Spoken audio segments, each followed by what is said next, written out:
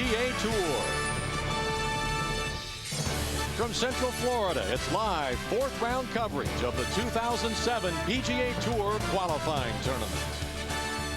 51 weeks a year, the Orange County National Golf Club is a nice play to play a little casual golf. Two great courses, Panther Lake and Crooked Cat, but this week there is nothing casual going on as players battle for their professional lives at Q School.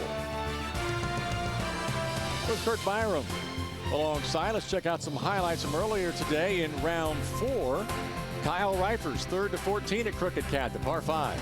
Just short of the green. Pretty easy pitch here. Reifers takes advantage of it, rolls it down there to about 3 feet. He would birdie the 14th. And that got him to 6 under par, trying to battle inside the top 25. Kenneth Ferry for eagle at 17. Over from the European Tour, trying to get his PGA Tour card, and keeps rolling it like that. He's going to have some success. Ferry to 9 under. Frank Lickliter started the week 62-62. This for birdie at 7 to keep it rolling. Kind of an up and down day today, but he has been unbelievable this week. Tough par 4 here, not for Frank. Rolls it right in the middle. And he gets to 24 under par here in round 4. His closest pursuer, Jason Allred, trying to keep pace for birdie at 7. Coming off a disappointing year on the Nationwide Tour, but he absolutely is on fire this week. Allred to 22 under. Tommy Two Gloves Gainey, big break fame for par at the 10th to remain 17 under. His 10th hole, a long par 4, back into the wind. Nice save at a very difficult hole. Peter Tomasulo at Panther Lake, his 3rd to the par 5 10. Just off the right side of the green. Should work down the hill to the hole. Tomasulo coming off a good round yesterday, back at it again today. Makes birdie there. We go back to Crooked Cat. Ryan Palmer with a birdie opportunity at the 11th. Fairly easy hole location in the front part of the green there today. Former winner, Disney Classic. Just about 5 minutes from here. Over at Disney World, we take a look at the current leaderboard. There are going to be 25 winners at the end of this week, but right now Frank Lickliter with a 2-shot lead at 24 under par over Jason Allred. There's Tommy Gainey alone in 3rd place at 17 under par. The magic number right now is 10 under par. There are 27 players at 10 under or better. Skip Kendall inside the top 25 at 11 under. There's Carlos Franco, a former PGA Tour champion, on the number at 10 under. Kent Jones, a veteran on the PGA Tour. It's going to be interesting as we head over the last 3 days here at Orange County National.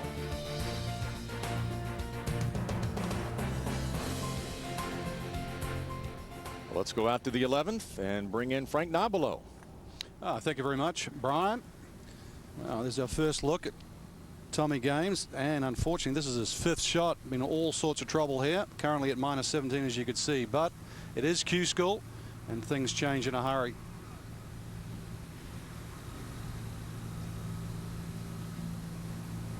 All nestling down on the rough. You can see the bunker there. That's well played. So he'll escape, hopefully just with a double bogey on this difficult par 4. Now up ahead to 18. And Skip Kendall with his 2nd shot. 458-yard par 4. A long golf course for Skip Kendall, not a long hitter. Way back. That's well done. Hole high.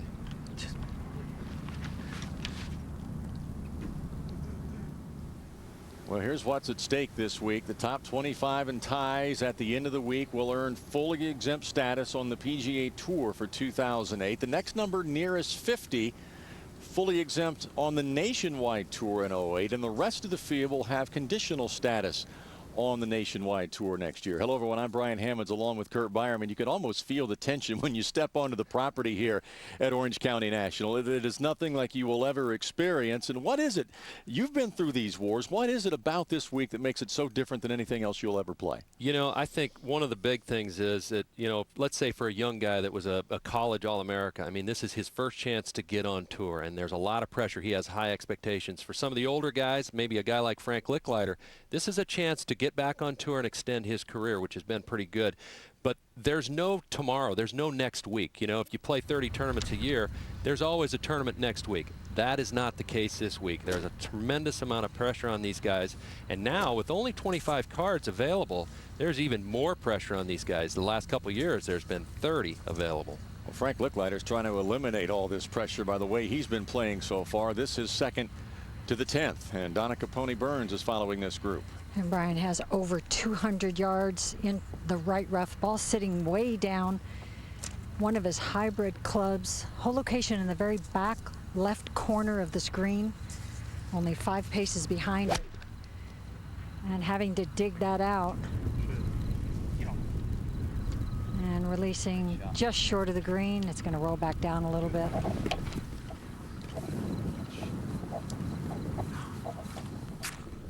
Go over to Panther Lake at the par 5 10th. Jared Lyle with his third. He's at 9 under par, needing to make another birdie to get inside the top 125. Long putting from the fringe in the front there. Lyle spent his rookie year on the PGA Tour this year. He was a graduate of the Nationwide Tour in '06. Well, that'll get him inside the number again, inside the top 25. Well, considering it's a 6-day event, all the pressure that it's involved here, what is the best mindset to bring to this event? Well, it's tough. I'll tell you what. Not only is it physically taxing because of the 108 holes, but mentally it's brutal on these guys with all the pressure. And you know, it's interesting when you talk to different guys. Some of the most successful qualifiers over the years have been guys that have come in here and said, I came here and I'm just going to try to play to win. You know, just kind of bow your neck and play just like you would if you were trying to win a regular tournament.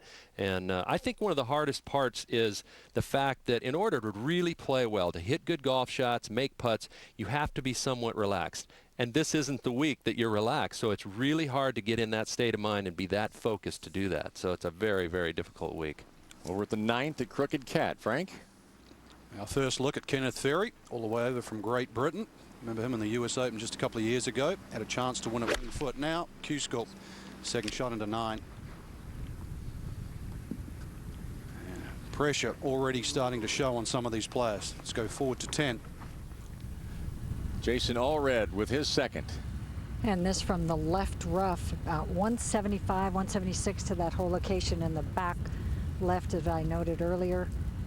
Large tree in front of him, the ball sitting down in the rough. A very deliberate player, does not hit it until he is ready. He takes a number of rehearsal swings. And now he's ready. This is the strongest win that these players have had. And he went after it to try and dig that ball out. And missed it to the right, but has lots of green to work with. Back to the 9th. This hole just 400 yards. Most of the players elect to lay up. The hole bends right to left. Familiar face of Carlos Franco. 4 times a winner on the tour. Desperately trying to get his card back. Just a short iron.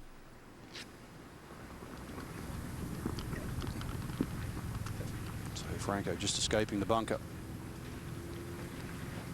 Well, we talked a little bit about Frank Lickliter and the start that he's gotten off to in this event. Already 24 under par here in round 4 of 6 at Q School. Could he be in a situation where he could almost coast the last couple of days? Well, I think he could. I mean, you're looking at a number of, you know, somewhere between, let's say, 12, 13 under par to get your card. But I think, I know Frank Lickliter a little bit, and I think because of the start he's off to, he's looking at winning this golf tournament now. And that's his goal, because obviously, the higher up you finish in this tournament, the more tournaments you're going to get into next week on tour, especially on the West Coast. I think Frank Lickliter is looking to win the tournament now. And there are a lot of guys really impressed with his 62-62 start. I talked to a couple players this week. They think it's the most impressive back-to-back rounds they've ever seen. 62-62 in this tournament. Are you kidding me? On some really good golf courses. Yeah, he set the course record on each of the 2 courses here in back-to-back days. So that's the kind of start that you want to have here at Q School.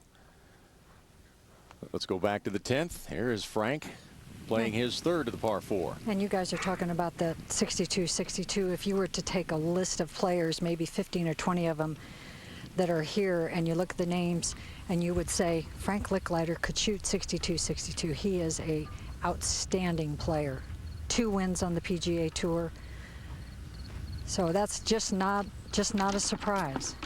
The surprise, Donna, is the fact that he didn't play better this year, don't you think? I mean, Well, how does a guy, you know, play for him real average golf all year and then do that? Yeah, you know, how can you put your finger on it? But we have talked so much over the years about this player, and has a long chip and run shot again. We talked about the whole location in the back. Got a little ridge there you can see about halfway back that he's got to come up and over, so that's going to cause a little bit of a problem, Donna. Yeah, from that top of that ridge back down to the hole, the center of the green pitches to the back edge, so he has to make that adjustment. Ball's on the upslope. Right there, it starts going downhill. Oh, what a shot. Well done. Great touch. Well, Frank Lickliter with a good chance to save his par at the 10th. He leads by 2 here in round 4 of the PGA Tour qualifying tournament. The Golf Channel's presentation of the PGA Tour qualifying tournament. Live at the 9th hole, Crooked Cat. Kenneth Ferry trying to finish off his round today. Teed off the 10th hole. That would have been quite an up and down from that front bunker. It He would, was but able to do it. But Kurt, you know what it's like to finish with a bogey on the final hole. Now, meanwhile, just before that was Carlos Franco. Remember, his second shot came up just short. Not too bad a lie. Franco 4 under for his round today, and that's a horrendous chip. And he would go on to 2-putt from there and post a round of 69. So he is also -9. So as you can see, Frank Lickliter still leading at -24 after that sensational start of back-to-back rounds of 62. And let's go up ahead once again to the 10th hole. Jason Allred to save his par. And we saw his second shot miss right at the green and pitch to this point. Not one of his better chip and runs from where he was. It was not a difficult shot. Now a 12-footer to save his par. Jason did not have a good year on the Nationwide Tour. Missed 16 of 29 cuts. This is his 3rd appearance in the finals. Made it all the way through in 04 and is in really good shape despite the bogey here at the 10th. He was a really good college player at Pepperdine, and I know he was very disappointed with his year on the Nationwide Tour this year. And now Lickliter. And about a 3-footer to save his par. A very excited man. He and Diane are expecting twin boys. The due date is February 18th. Well, he's got to play well, Donna. Absolutely. First children they have had, and he is very excited.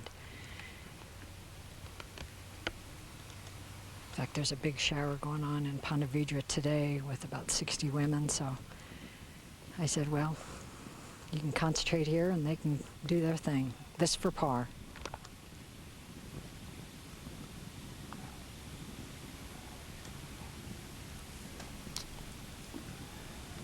That wasn't his best stroke. That ball looked like it was going to miss right off the putter face. Not sure if he misread it or not, but it didn't look like a good hit. He kind of cut across it a little bit, it looked like to me. I'll guarantee you he hasn't missed many of those this week. Not shooting the scores he has. So he falls back to 23 under.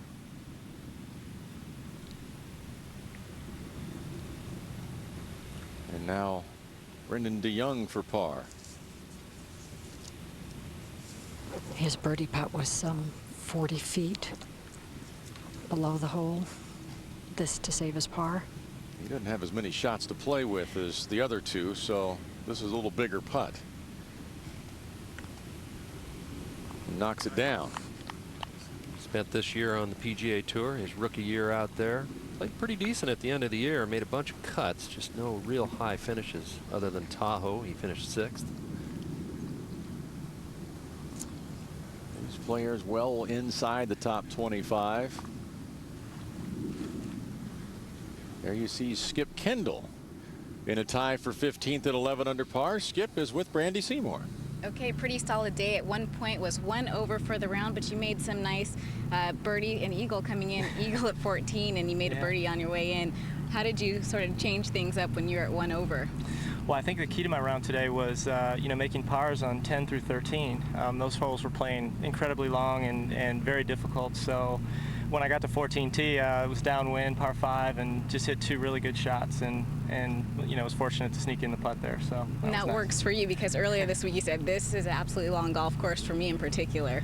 Well, they are long. Both of them are long, but I'm swinging well, I'm playing well, and I'm looking at it as an opportunity and just going to play as best I can. Now, as you sit here, I know that you are not interested in knowing in what place you are at the moment, but being that you finished 26th on the Nationwide Tour money list, 1 spot out of getting your card, what was your approach right after Nationwide Tour Championship? Did you give yourself a rest, or did you get right after it?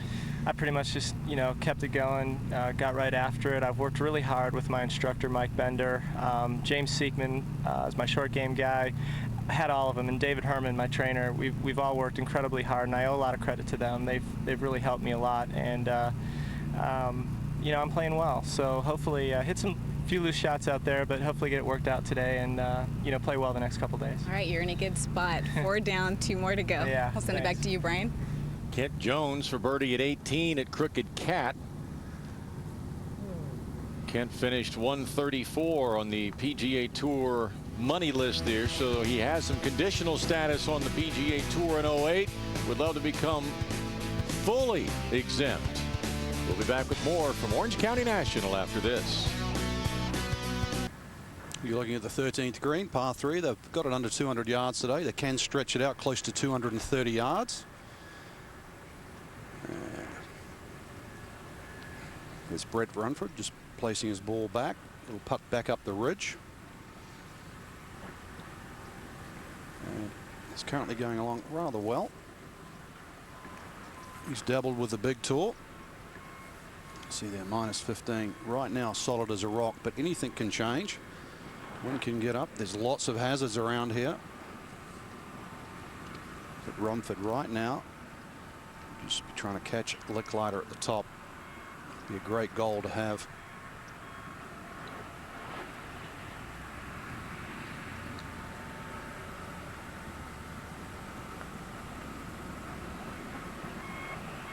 It's going to have to go. It'll be a good 3. Now let's go all the way across to Panther Lake and the 18th hole. And Duffy Waldorf trying to mount a rally. This for 3 birdies in a row. Duffy in need of a rally. Boy, he won't be happy with that. That was not a very difficult putt, but Duff's going to have to make some birdies if he wants to get his card this week. And there's a look at where things stand at the top of the leaderboard. Magic number continues to be 10 under par. Surprisingly low to me. These are 2 very good golf courses. Crooked Cat is nearly 7,500 yards from the tips. You see Hunter Haas at 11 under par. He's at 13 at Crooked Cat. He's playing alongside Brett Rumford. Excellent tee shot. Hole's a very tough situation, Kurt. When they put these flags here in the back portions on top of some of these mounds, it's hard to believe how low they've shot here. This green in particular, I watched some tee shots earlier here today, and this green's very firm and it's playing a little bit downwind, so it's tough to get it close. So this would be an excellent 2. Came up early. And he'll have a lot of work to be done. Some tough holes. Skip Kendall just referred to these stretch through 10, 11, 12. And this is the 11th hole in Donna.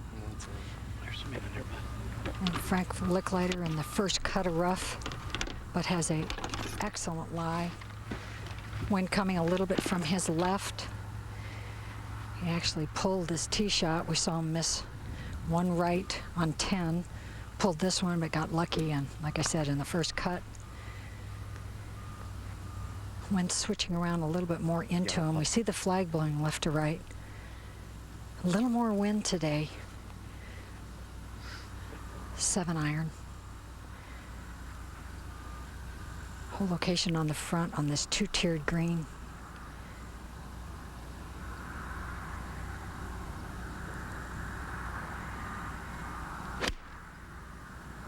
Lovely rhythm. Oh, he does. Trying to get the wind to push it to the right. It's pulled a little bit. Ah, bunkered. That'll be awkward too. Very little green to work with. Up ahead to 18. There's a look at the finishing hole here at Crooked Cat. Brian DeCorso is at 12 under par in the right rough. Fortunate, it looks like he doesn't have any of those trees in his way here. The rough is a little spotty. There are some deep portions. There are some not so bad. Looks like he's got a decent lie here. Some of it's Bermuda, some of it's rye. Sit. And it doesn't listen. No, and it's shaved and back there. That ball will run well over the back of the green. Tough up and down from there. Let's go down to Brandy. Okay, I'm with Kyle Reifers, who's a rookie on the PGA Tour this year, plays college golf at Wake Forest, and you finished outside the top 150 on the money list, so you're back this time. Last time you were at Q School, you finished right on the number to get your card. How much did that experience and all that drama help you out so far this week? Oh, well, it was huge. You know, I'm still kind of drawing on last year, and you know, I didn't feel like I quite had my game last year, and I felt the same way the first 3 rounds.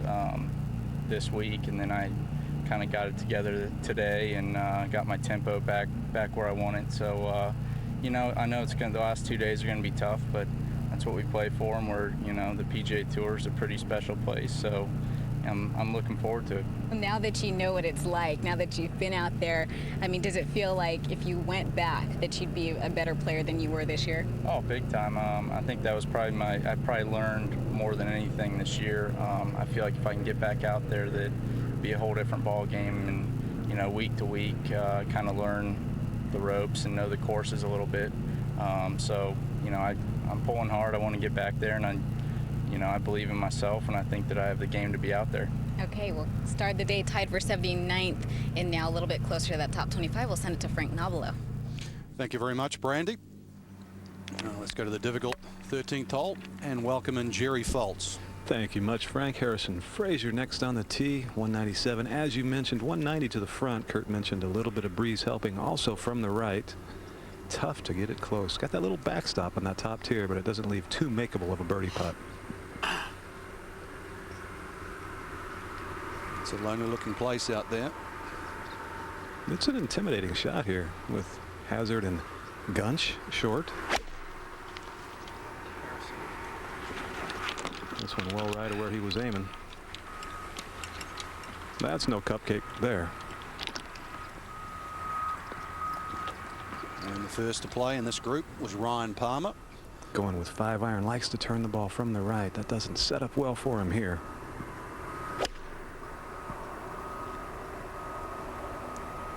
About the middle of the green. Released all the way to the back.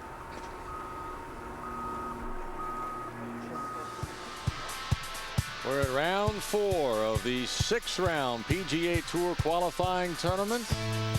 Life is pretty good for a couple of players at the top. It's getting a little more nerve-wracking for those around the magic number, which right now is 10 under par. Those players are inside the top 25. Back, Crooked Cat and Frank Lickliter. Very little green to work with. And a bad stat, 38% of the time he gets it up and down.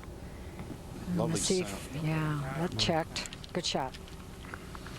Up ahead to 12. Let's go across to Panther Lake. And Peter Tomasulo for par to remain inside the top 25. Par 4, 437 yards. Good stroke there. If he has a good week with the putter, he could qualify for the first time. Back to Crooked Cat in the 11th hole. This 448 yard. And Donna, Brendan with this putt. And after hitting a beautiful 7-iron in here, just kept the ball below the hole. Uphill will move just a little bit. Just hung up there. It did. It's tough to make threes on these par 4s too. Coming in the shortest par 4 on the back 9 at Crooked Cat is 448 yards. Now up ahead on the 13th hole. While that was going on, this was Harrison Frazar's attempt. His second shot. Frank short-sided in this right greenside bunker, playing back into the wind though. Plays it nicely. Good shots to escape par. We're talking about escaping par all the way back on 11 after that beautiful bunker shot. And that it was a good bunker shot. Ball should move a little bit to his left. Short-siding himself in that bunker sometimes is very unnerving. He actually tried to play the correct shot, trying to get the wind to move the ball to the right, and he turned it back into the wind. Familiar routine, lifting the putter up a little, keeping it at the equator. And he's got a long way to go. But when Q-School's over, he'll have to face this hole, the finishing hole, the 18th hole at Crooked Cat. Cody Freeman with a long one for birdie, coming off eagle at 17. Long putt for birdie here. Should go a little left at the end.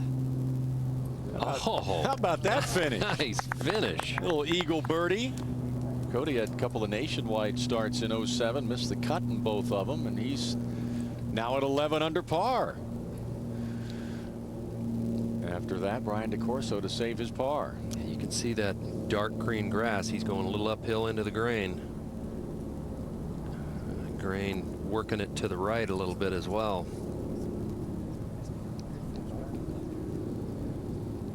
Back to 13, Frank. This par 3, we saw that beautiful tee shot of Ryan Palmer. And Jerry, twos on these par 3s. It's like stealing. Oh, absolutely. He would. I think you could sell him a 3 right now. This is not the easiest putt. Slightly uphill initially, and then back downhill the last third. Gently though. The green's not at a frightening pace right now. 10.5 they're listed at, maybe a hair quicker. And that needs to go. That's the length that are uncomfortable any tournament, Frank, but this week even more so. Yeah, for more than one reason. 6 rounds and Q-School. 2 obvious reasons. You certainly do not want to get into a negative mindset. Can't defend your score. But 166 players teed up this week for just 25 places. He is well aware of that. Hard to keep the mind still. And back to the 9th. We'll see. After a good tee shot, Kevin Streelman finishing off his round today. He's currently 10 under par. He qualified. He shot 4 under his last 9 holes at second stage to get here to finals, and he played very well. This is the 12th at Panther Lake. Jared Lyle with an eagle opportunity. Make it a birdie opportunity. Jared on the number at 10 under. He played good towards the end of the year in Scottsdale at the Fry's Classic, Fry's Electronics. Had a chance there. Back to Crooked Cat in the 13th. And Ryan Palmer. Well hauled there. 2 good putts. Sigh of relief.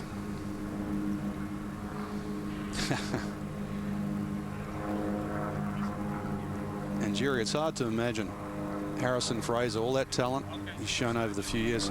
2 reasons. Yet to win on the PGA Tour and back to Q-School. That is pretty amazing. You guys were talking about it earlier with Frank Lickliter, Harrison Frazar, same thing. I saw him after the first round.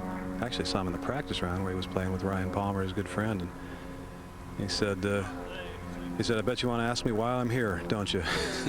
You really do, but it's not a subject you broach at the beginning of the week at Q-School. He's a popular player on the regular tour. He'll be welcomed back should he get through. Across to Panther Lake and bring in Brian Hammonds. And the 12th hole. Jared Lyle for par. Jared was exempted into the finals because of his standing on the Australasian Tour money list. Finished 164th on the PGA Tour money list in 07. He's really a nice young man. We had him all year on the Nationwide Tour in 06, which he graduated from. Had a great year out there, and You know, Frank, I think he's one of those guys. He's really young. I think he's only maybe 23 years old and really still getting his feet wet in here in the professional game, but a lot of potential. Yeah, there is a lot's been said. Obviously, the health problems he had as a teenager helped a lot by Robert Allenby, his foundation for Cancer for Kids in Australia, and he unfortunately has just dropped outside that number. Back to Crooked Cat in the 13th. Oh, Brian, you got to love this name, don't you? Tommy Two Gloves Gainey. Hard to imagine a player that played in the big break is now in the throes of Q School.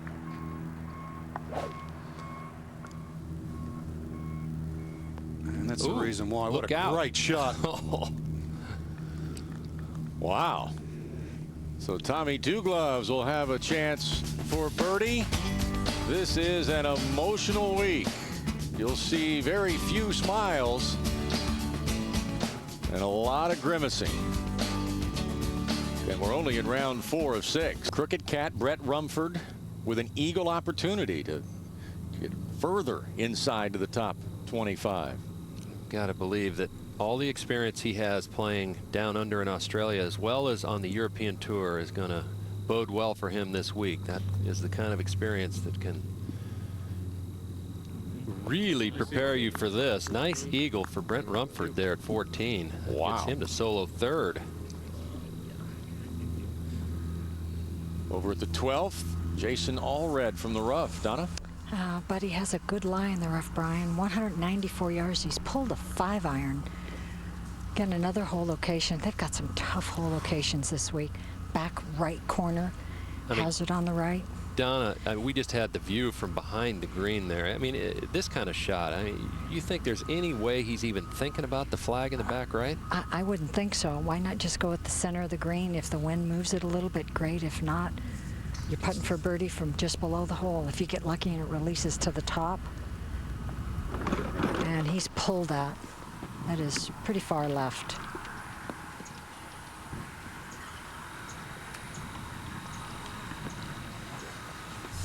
Well, coming up Tuesday night, 10 o'clock Eastern, it's an all-new episode of the Big Break Mesquite. The temperature's rising in the desert this week, and we're down to the final 4. All eyes are on the Chrysler Sebring convertible, which will finally go to one deserving contestant. It's all coming your way Tuesday night, 10 o'clock Eastern on the Golf Channel as we go back to the 12th and Frank Lickliter. Frank also with a 5-iron. There is something to say. Get the ball in the fairway.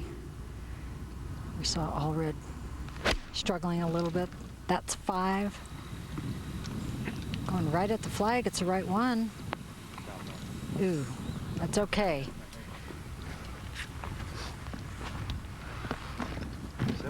While that was going on, Doug LaBelle has been red hot. This for 5 straight birdies at the 18th a moment ago.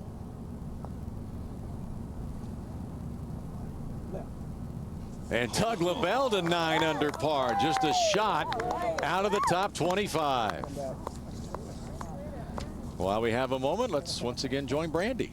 Thank you. I'm with Brian DeCorso, who used to work as a golf commentator for us a few years ago. Now he is trying to get to the PGA Tour, currently tied for 12th. And you look like you've been in control all week long. What's been the secret? Because I know you haven't played a lot of golf this year. This year has been a part-time year. Part-time on the Gateway Tour and on the Moonlight Tour, which is a mini tour here in Orlando. So I kind of eliminated the travel, you know, instead of traveling all around the Canadian Tour or follow the Nationwide Tour on Monday qualifiers. I just wanted to kind of base myself here and really work on my game. To answer your question about this week, what's been the key has been my ball striking. My putter, I've made some putts, but I'm not putting great, you know. So luckily I'm hitting the ball extremely well for the most part, and you know, it takes a little bit of pressure off the game because I'm not chipping and putting a lot.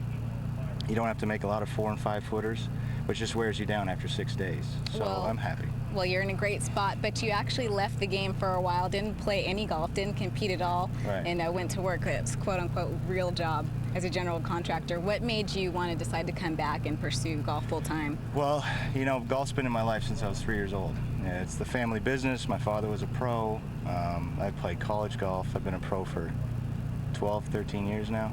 So I did leave the game for about 9 months, you know, and you give an Italian, you know, a hammer and a chisel, and he just goes, you know, just tears things down. And I had fun at it. It cleared my mind, and when I came back to the game September of '05, I've just been patient with myself, and I've gotten better pretty much month to month, and it's just taken the pressure off myself during that time. All right, well, great position, tied for 12th with 2 rounds to go. We'll send it over to Frank Nobilo. Thank you, Brandy.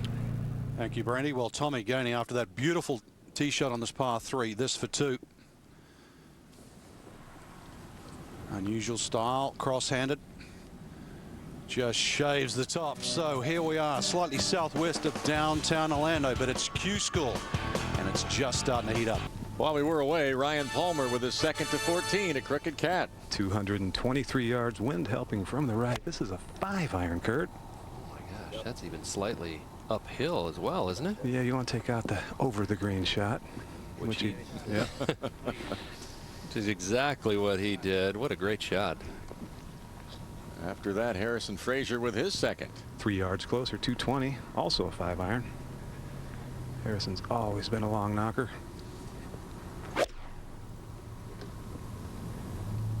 Good line on this one as well. Ridge right there. Good job. Thanks. Well, he's going to have a good look at eagle. At the 12th, Frank Lickliter for birdie and a 3-shot lead. Well, some 40 feet below the hole. Get another 2-tiered green. Flag in the back. And I think, guys, this is just a putt he'd like to get just somewhere around the hole. If it drops, great. Adjusting the speed. Right in front of him is the base of the top tier. So you have to hit it pretty firm getting it going up that hill. That's a pretty significant tier. As you can see, you can't quite see maybe just the top of his ball from this angle. And everything should break towards this way, towards the hazard there right of the green. I'd almost rather have about a 10 or 12 foot longer putt to get the ball going up that hill. And this for birdie.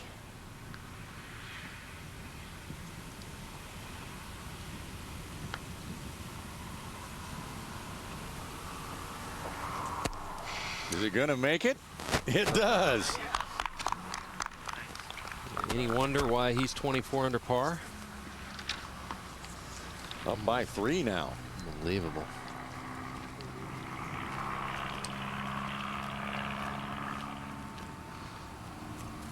Moment to go at 13, Frank. Lovely look. It's par 3, and the young Alejandro Canizares, son of Jose Maria. Talented player, just turned pro a year ago. Already gone through 2 stages. Believe me, he is my pick to do great things in the future. Just 24 years of age. Now back to 9th. Par 4. Now, this hole is 400 yards, ladies and gentlemen. And this, believe it or not, is his second shot. He drove it there. Audacious tee shot. Whoa. And he's still going to have a, well, Kurt, 6-footer. Sure. A mental mistake. Maybe off the tee as well. That's unbelievable. Hazard in front of that green at 9 as well. Let's go to a more sedate hole, 14. Ryan Palmer for eagle. A little bit downhill off the tier. Should wiggle slightly left.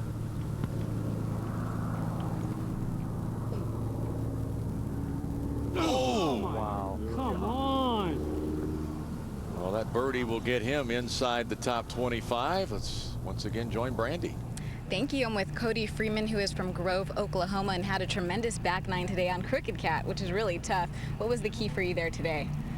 Really, the key was just staying focused and staying in the present. You know, I didn't get off to a very good start, but I had a positive attitude and just kind of waited for the putts to fall. What's this process been like for you? You had to go as far as going to first stage, second stage, and get here, and you didn't even have a home tour to play on this year to get ready. Right. Well, I've played, you know, professional golf for 5 years, so it's been, you know, I feel like I'm ready. Even though this year I didn't have a whole lot of, you know, a tour to fall back on, you know, I still prepared myself in a way that I felt like I was ready. How do you keep yourself from getting ahead of yourself and thinking about what it would be like when you're on the PGA Tour possibly next year? Well, when I'm off the golf course, you know, you let your mind drift a little bit. But when you're on the golf course, just try to take it one shot at a time and, you know, I guess, stay in the present and just accept the results, whatever they are. All right, well, good position heading into the last two. We'll send it back to you, Brian. At the 15th, Brett Rumford. Another difficult par 3. It's 202 yards to the front, flag all the way in the back. You really just want to hit it in the front third, though. See the reasons why it narrows up. That's a good shot. Oh, it'll skip it. That's a beautiful shot. Boy, impressive. Hazard right of that green, trees left of it. Now back to 14. Harrison Frazar had 11 eagles on the PGA Tour this year, ranked 12th on tour, has an opportunity here. Knows the importance of it here as well. Don't you? Look at that. This is only the 4th round, guys. Over to 15. Now you can see how narrow the back of that green is. Playing alongside is D.H. Lee. A little bit of an elevated tee. Not always the best thing on a par 3. You feel all the elements.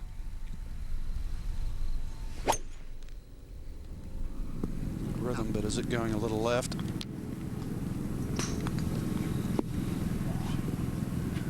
Not too bad.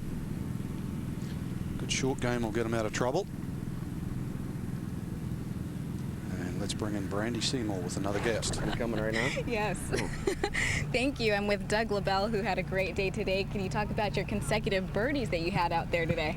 Well, I mean, it's you never know when you never know till it's over. But birdied the last 5 holes to salvage a round that was going south in a hurry, and I made 4 straight 5s to start, and wasn't real excited about that, and was 4 over through 10 holes with 11, 12, and 13 to play. So I wasn't real excited about it, but it is what it is, and I finished strong and salvaged a tough day. Okay, we're going to take a look at your birdie here at 18. About how many feet did you have there?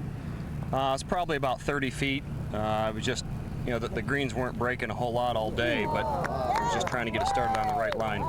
And I did that, and for 5 straight holes, that was the way I finished. It was nice. That works. And talk about your season a little bit. You finished outside the top 125 just barely, but you had a good start overall, and you had worked so many years to get there, being that was your rookie year. How anxious are you to get back? Well, I'm still going to have some conditional status for next year. Obviously, I'm here because I'm trying to improve my status. So it's 15 to 20 events for next year. But if I can get through here and take care of the business I need to take care of, then that could be an extra 10 events. What's the one extra thing that you would possibly going back out there that you would like to implement for next season? However many starts you do end up with. Well, I think it's just my ball striking. It just really wasn't up to par this year on tour for my first year being out there. My short game saved me, pretty much every week, and when it didn't show up, my game wasn't there. So. Or the scores weren't there, I should say. So, my ball striking's really, it's the best this week that it's been all year, and it's a good time for that. All right, great finish today. We'll send it over to you, Brian Hammonds. All right, Brandy, just a second ago, Tommy Gainey is second to 14, the par 5. See if he can hit the shot that Harrison Frazar just hit in there. Good drive right at it, but this is a mistake. You cannot put it over the back of that green at 14. That is going to be extremely difficult to get the ball up and down from there. You can see Tommy Gainey in that tie for 4th place at 15 under par, 5 shots inside the magic number. Go scrolling down the leaderboard, see some veterans like Kent Jones. There's Alejandro Canizares at 12. He has a birdie opportunity at 13, Frank. Thank you, Brian. We talk about the talented young player, and Kurt, he went to Arizona State. He was a standout in college. He was exceptional in college. In fact, his freshman year, he won the NCAA individual title. I mean, he came over here from Europe and showed up at Arizona State and said, I'm here to play. He's got tremendous talent. I've actually played a little bit of golf with him, and he hits it an absolute mile, which guess what? They all do, it seems like anymore, Frank, but he has some great talent. It's good to see a young European come straight over and try and play here rather than do what most do, which is simply go back and play in Europe for 4 or 5 years. Which he's done well. He won the Russian Open his rookie year over there in Europe, so he's an exempt player over there. Well, in fact, guys, he has a brother that plays the Challenge Tour over in Europe currently, so he's trying to make his mark here in the United States. As we said, already through the first 2 stages of Q School. looking to get through the finals. Now the 18th hole. And Darren Angel for birdie. Played the Gateway Tour in 2007. Didn't pick up a club for 5 years between the ages of 22 and 28 because of injuries. But he's back and playing very well. This is the fifth time, or the first time, that he's been here at the final. Another Arizona State product. At the Panther Lake, Peter Tomasulo, second to 14, a par 5. And a long one, 624 yards, a big dog leg to the right.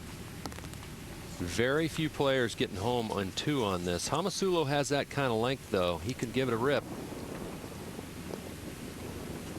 Oh, and that's a very well done second shot there. He won't have too tough a chip to get that close. Let's take a look at the course description at Crooked Cat. Carl Benedict is the director of golf course maintenance. Fairways, Bermuda and Rye. Greens, of course, Bermuda. David Harmon was the course architect, designed it back in 1997, and Frank Lickliter holds the course record at Crooked Cat and Panther Lake after the start that he's gotten off to this week. The rough, about 1.5 inches. It's spotty. It can be longer than that. I've seen places where the rough, especially Bermuda, it doesn't have to be 4-inch rough to be tough. I mean, the ball is going to go right to the bottom of that Bermuda. And back to 13. And we'll find our leader, Frank Lickliter. And following this group, Donna Capone Burns. And Frank, you talked earlier about how great these par 3s are. 197 yards, whole location right on the very front of the green. Wind is coming up a little bit stronger now. It's behind them and moving a little bit to the right. He's pulled a 5-iron out. Again, another situation. There's plenty of green to the left. There's plenty of green behind it. But I think this 5-iron is the perfect club for him. Made some adjustments in his golf swing over the last few years. Stands very tall to the ball. And it's going towards the center of the green. Right, Donna, that flew all the way. That back tee, a little unlucky. Rounds of 62, 62, 68. Got Frank Lickliter to 24 under par. Today he's cruising along at even. Still leading by 3.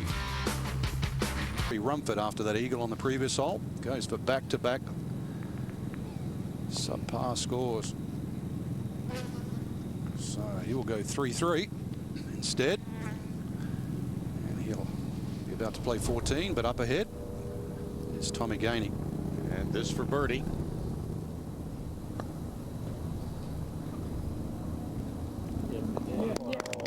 Tommy Gainey to 15 under par. Unbelievable up and down. Actually to 16 under par.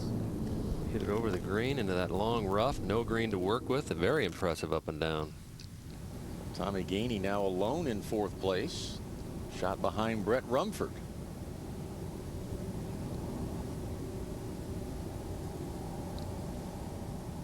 Over at Panther Lake, Peter Tomasulo with his 3rd.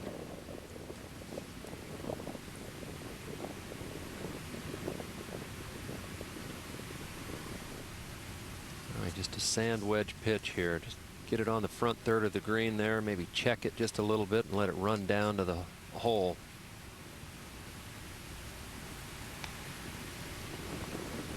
There's the hole location in that low spot in the green. This should run down the hill a little. Nope.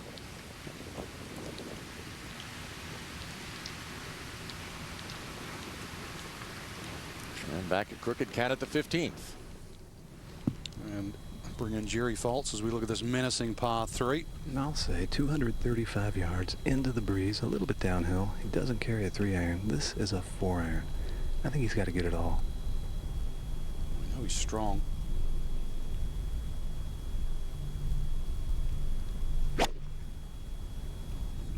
Beautiful pass. A low bullet at the left side of the green. Wow. That'll be interesting.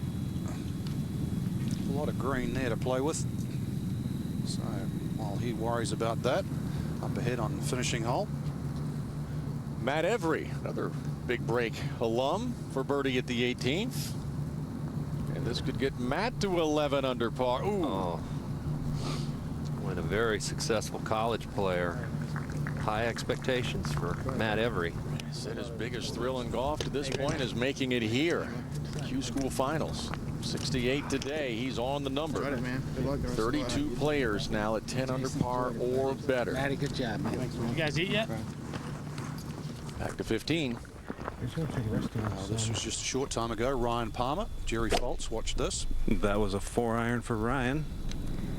Had to get it all. Missed it a little bit out to the right. Oh, he didn't like it, judging by the reaction, but believe me, make 3 here, you get out of jail. It's a difficult par 3. So from one par 3 to another, this is the 13th hole, par 3. And Donna, this is a long putt for Lickliter. And absolutely, and you were talking about the ball releasing all the way to the back edge. Some 60 feet, a couple different breaks, but he knows down towards the hole, everything should move to his left. And Donna, he's been out here for that sort of 10-year period now on the tour, and just these last few years, just seen a little bit of inconsistency in his game. Well, he's 38 years old. In fact, you and I were talking that the age where, you know, like the peak of your career was 30 to 38 years old, and now that thing is backed up a little bit from 28 to maybe 36, 37, just because of the strength of the fields now week in and week out.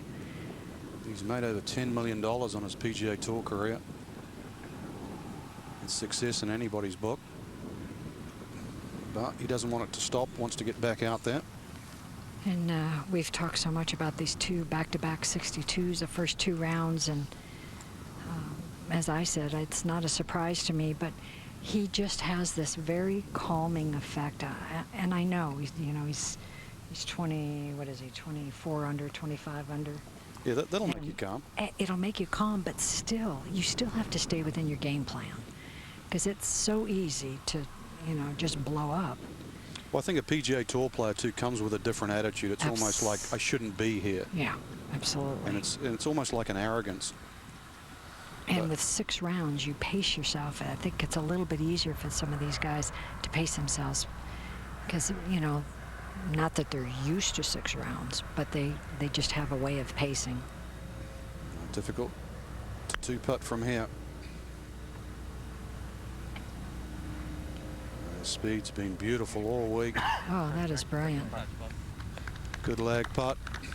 And Brandy Seymour, she has another guest. Thank you. I'm with 23-year-old Dustin Johnson, who was an All-America at Coastal Carolina State University and just fresh off the Walker Cup team, a successful win. That was a lot of pressure playing in the Walker Cup. How much does that help you coming into this week? It helps a lot. It helps prepare, because it can't have much more pressure than that. So you've been playing well all year long, and like I said, a standout in collegiate golf. Did you come in here with a mentality that, yes, I'm going to get my PGA Tour card, even though you had to go through all 3 stages? I mean, obviously that's what everybody's goal is, but yeah, I mean, I've been playing really solid, so I just trying to just play my game and stick with what I'm good at. So you don't seem like you're feeling nervous at all, even though I know that you're a little bit frustrated with your last hole. How are you keeping yourself so calm? Well, it's a long week, so you can't really let too much bother you. You just got to stay in the present and not really worry about what you've done in the past. All right, well, you're doing well so far, currently 12 under par. We'll send it to Brian Hammonds. All right, Brandy, over at Panther Lake, the 14th. Peter Tomasulo has this for birdie. Ball striking was his forte this year on the Nationwide Tour. He struggled with his putter. He struggled at the end of the year. He had it in a good position to finish top 25 on the money list out there, but didn't do anything the last 2 months of the year. So he'll stay 1 shot outside the top 25. Let's go back to Crooked Cat. And middle, it's pretty straight, and at the end, left to right. Yeah, even at the end, I think it's just going to flatten out. We get a lot of conversation on this green. Jerry, who looks first to play? Looks like Jen Park from just inside 85, 90 feet perhaps. Hit a utility wood into here. Young man, 28-year-old Korean-born American. Played his college golf at Arizona State. Had some success on the Asian Tour of recent note, 4th place at the HSBC in Singapore, and actually had to miss their last few events to come to Q School, which kept him from playing in enough events to keep his status, even though he's 12th on the money list. So he's risking a lot to be here and taking advantage of it now.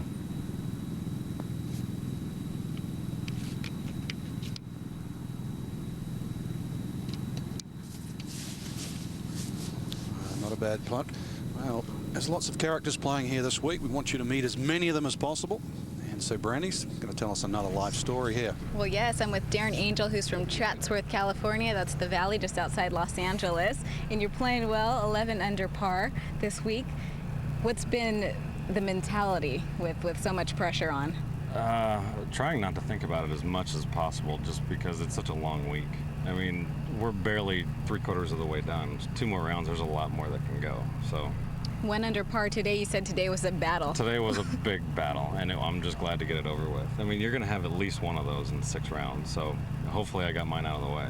How do you pace yourself? Do you give yourself a number that you'd like to be at by the end of each day? No, not really. I mean, it's more on the weather than anything else, because you don't know how anybody else is going. So I just try to shoot as low as I can, try to play safe in some spots and try to get it going in some others, and just try to take advantage of the par 5s as much as possible. Well, you're sort of returning to the golf scene. I know that you did not play golf from ages 22 to 28, even though you're a stand-up player at Arizona State University. Was that due to injury, or did you just leave the game? I pretty much blew out both elbows. How did you do that? The doctors never really gave me a real good reason. They just, all of a sudden, my funny bone just kind of went nuts, and I had nerve damage on both arms. Okay. Yeah.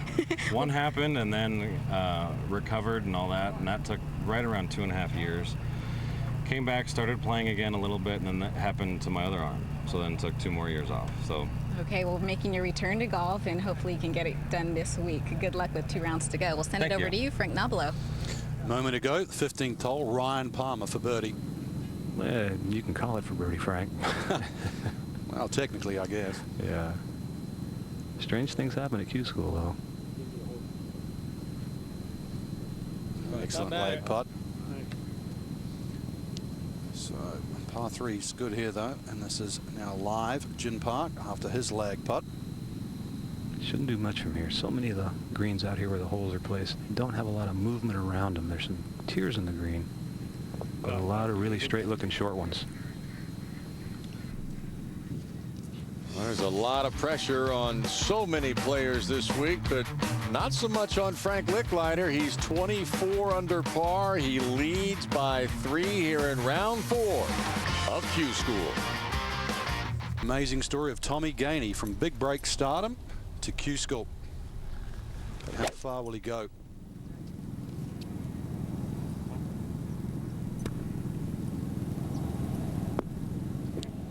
Great shot there. Nearly gets on the top 10. And now with Brandy with another big break alum. That's right, Matt Every, 23 years old, currently 10 under par. And we were just chatting about your experiences having to get here this week. You played mini tours a little bit, and you weren't particularly pleased with that. But what's the most intense experience you've had in terms of golf to prepare for this? Probably the most intense so far was second stage for me. Because I have somewhere to play after that, so it was a huge relief off my shoulders. And this week I've kind of just been able to go out and play, and anything I get is an improvement over last year. Prior to that, you were a big break contestant, and unfortunately had to make a departure. But how do you, once you get past that, it is a game show, how do you get yourself ready to compete again? Well, you said it best. It's a game show. I was second off. There's a lot of good players on that show, and a lot of good guys. I had a great time, but as far as getting prepared after it, I didn't let it affect me at all. If I did, I wouldn't be here right now, so I think I've done a pretty good job. Have you noticed how Tommy Gainey, another big break alum, he's doing awesome, and it's not a surprise to me either, because he's very good. I've played a lot with him this summer, and he's got a great attitude for this event, and don't let his swing fool you, because he's the real deal. Yes, he's playing very well in a good spot, and you're also in a decent spot at 10 under par. Matt Every, thank you very much, and we'll send it back to you all. We're at the 16th. Brett Rumford, and he'll have this for birdie. Good hole, the 16th. Tough par 4. It's an uphill tee shot. It's 453 yards long. Excuse me. 454, actually. And a tough hole location on the right side of this green. Tough to get close to today.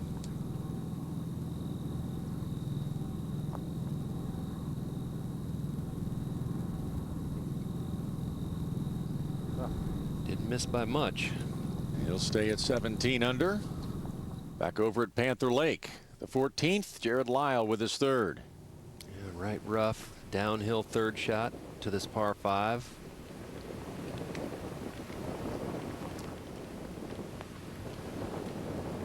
Wow, a lot of spin coming out of there. We'll have a lengthy look at birdie when we come back to Orange County National. Day 4 of the PGA Tour qualifying tournament. The magic number continues to be 10 under par.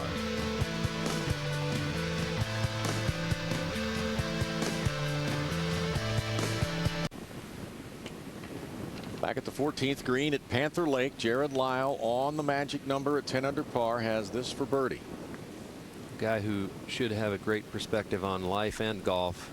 And as little as 3, maybe 4 years ago, he was laying in bed battling leukemia down in Australia and didn't know if he'd ever play golf again.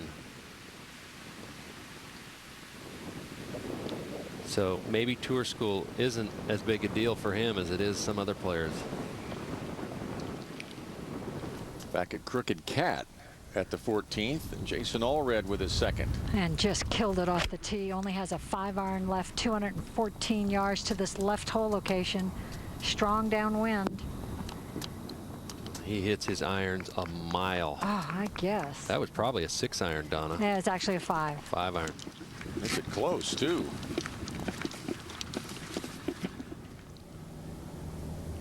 Well, in pre-qualifying stage, you had 428 participants. 931 in the first stage, 481 in the second stage. And look at that total number of entries. Is that unbelievable? 1,300 applications to tour school. And there are 6 players here in the field this week that actually went through pre-qualifying first stage and second stage. Unbelievable. I mean, you're so worn out after pre-qualifying first stage and second stage. I don't know how you could get fired up here. I mean, obviously they are, but geez. Moment ago at 14, Frank Lickliter from the rough. And he flared another drive to the right, deep lie. And that ball's heading for the right bunkers just short of the green. He may have caught that bunker. Over to 15, Frank. That great tee shot of Tommy Gainey. His good fortune continues. It's a little quick around the hole. I've been impressed like everybody else. He's got a lot more game than a lot of people realize. To 16. Ryan Palmer with his second. Uphill lie in the rough, had to avoid that tree right in front of him. A 9-iron from 141. That's not a bad shot from there.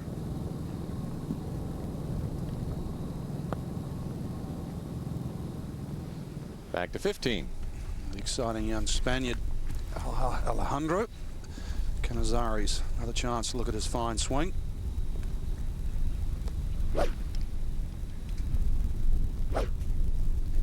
Kurt Byron said generates a lot of speed. He hit a 2-iron by my 3-wood by about 20 yards one day. Made me feel real good. Well, they used to say it was a disadvantage to have a famous father. Obviously Gary and Jackie Nicholas Jr. His father in Spain, Jose Maria Canizares, was certainly well known.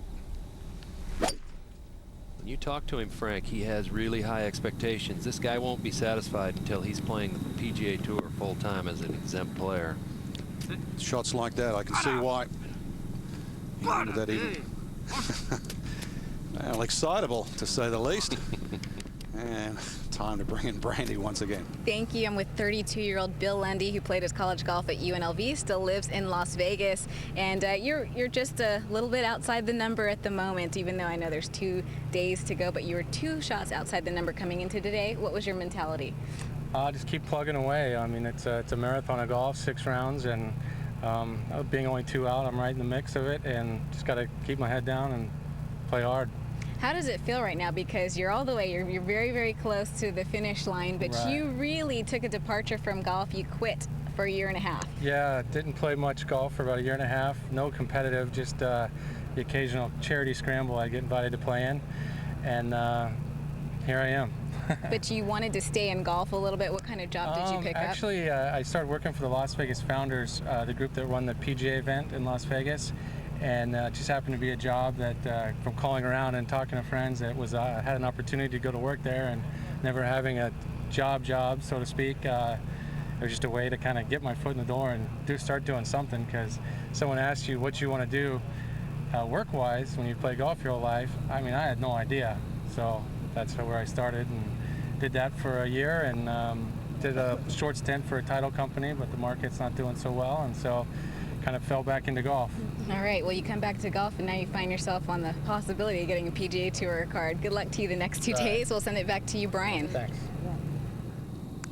All right, Brandy, thank you. Ryan Palmer with a birdie opportunity at 16. Ryan on the magic number.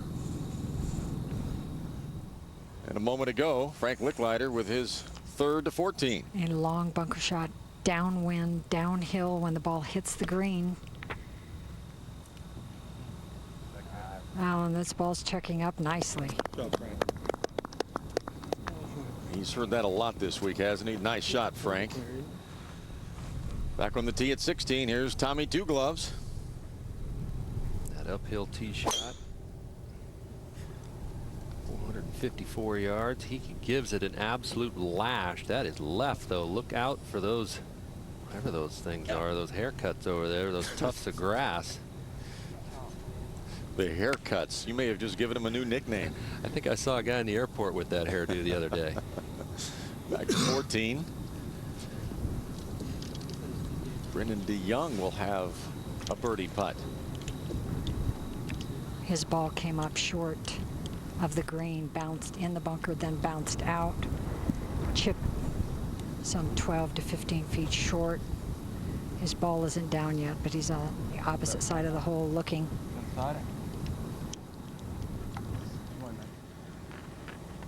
Since 2000, here's a look at the most consecutive finals appearances. Chris Tidlin has appeared in 8 in a row. Jeff Clouk 7. And here's Brendan DeYoung, 5 consecutive trips to the finals. Finally got it done last fall. Got his card here, actually out in California. You know, is this a case where experience certainly helps in this situation? Well, I think it's, yeah, I think he's just one of those guys that needed a couple of years on the Nationwide Tour and then the experience of going through the finals here a few times to finally figure out what he needs to do to get it done. And he's a talented kid, hits it a long way. He has a really interesting swing when we get a chance to see it. Takes it way inside and then actually kind of loops it back over the top and is right on plane on the downswing. It's very unusual, but hits it very solidly. Well, he's 1 over on the day, has a chance for birdie here. He started hitting some errant shots, and you've got to keep the ball in play. This for birdie. Oh. 33 players at 10 under or better, including Brendan DeYoung, who misses an opportunity there at 14.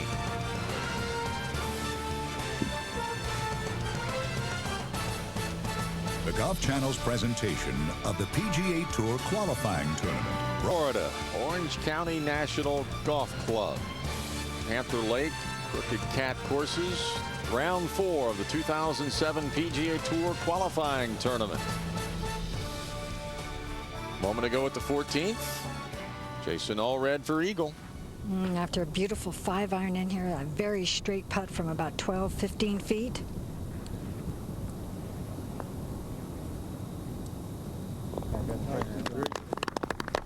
He gets to 23 under par.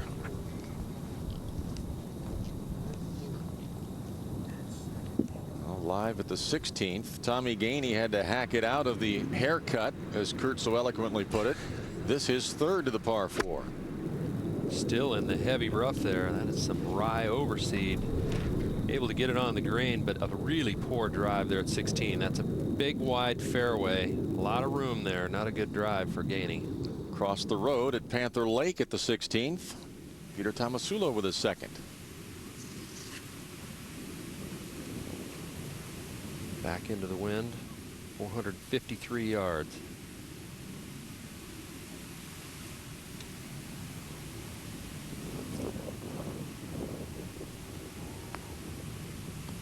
Pretty good long iron second shot there to get to the fringe. Back to Crooked Cat. Frank at 15. Sort of Canizares tee shot on this par 3 just go over the back. There is an advantage on this golf course for being aggressive. There's a little pockets over the backs of some of these greens. Putting back up the hill, be aggressive. So, very makeable for Canizares.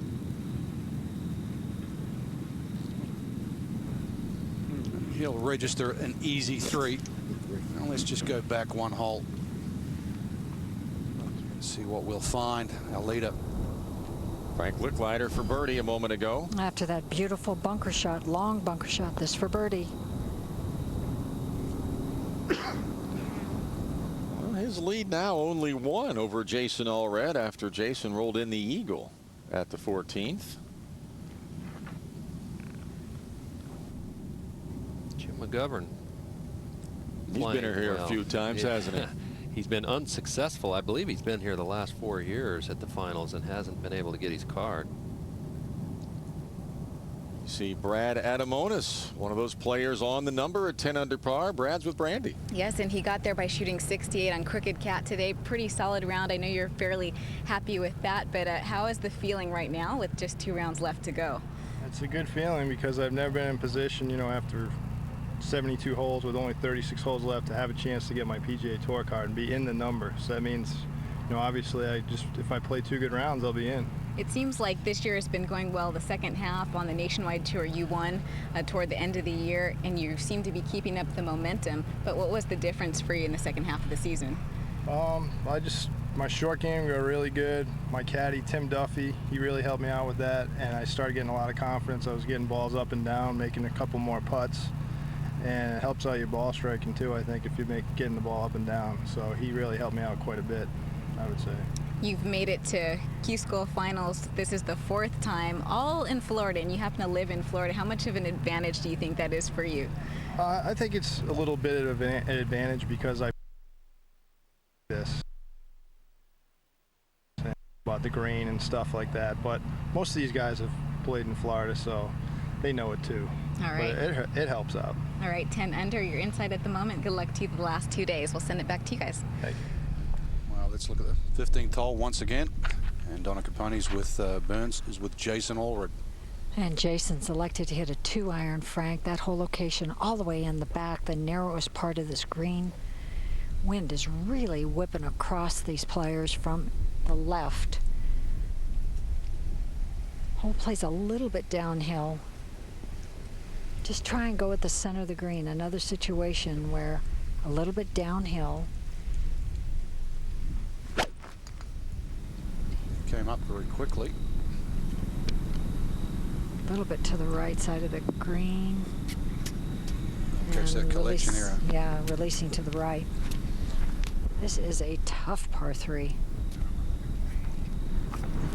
Let's go up ahead to 16. Tommy Gainey for par. Out of a low area, up and over a ridge. See the wind picking up out there. The pant legs are flapping. This is a pretty exposed golf course. Decent effort there, but that poor drive led to a bogey at 16 for Gainey. Let's go back to 15. Now Donna, looks like Lickliter's going with the fairway wood. Yeah, that he is. And now the wind is as strong as it's been all day from the left again. Oh boy, he's lost that to the right. Ball's riding the wind. That's a very soft swing. That's some 30 yards short of the green. Now over to Panther Lake. And at the 16th, Peter Tomasulo with his 3rd. He's chosen to pitch this ball. Obviously too much fringe to putt through. He didn't feel comfortable doing that, so a little bit of a downhill the second half. Yeah, good nerves there for Tomasulo. He'll have about 3 feet for par. He'll need that too. He's a shot off the mark. He's at 9 under par. We'll see if he can stay there when we come back to Orange County National. Let's go to Panther Lakes ninth. Now that's a very interesting spectator. That's Paula Creamer. She's had a tremendous year, and this is a gentleman she's following. We won't start a rumor, but it is Casey Wittenberg, and he is playing well. Paula Creamer following Casey Wittenberg. Now I'm sure it's got something to do with college. No, they were good friends, Frank, when they played AJGA together when they were young players. So yeah, Brian Hammonds has squashed that rumor, but this will be a par putt. Just trying to keep you out of trouble. Thank you.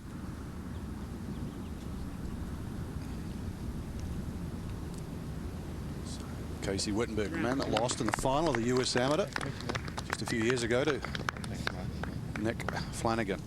Now let's cross up ahead to 16. And Peter Tomasulo will made his par, so he remains at 9 under par, 1 shot off the mark. He had a good opportunity here 2 years ago right here at Orange County National to get his card. Played the last 9 holes and 5 under par to miss by 3. And back to Crooked Cat, the 15th hole. Well, we saw Frank Lickliter. It's probably his worst shot he's hit in these 4 days so far.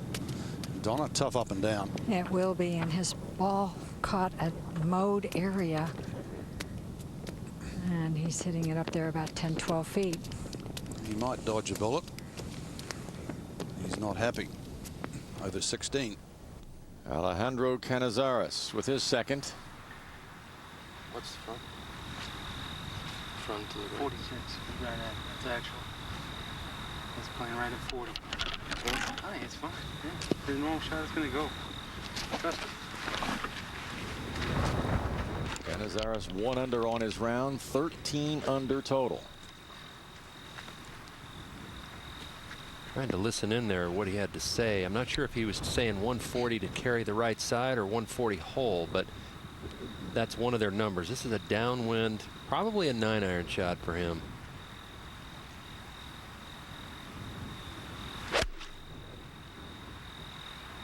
What? A pretty darn good one.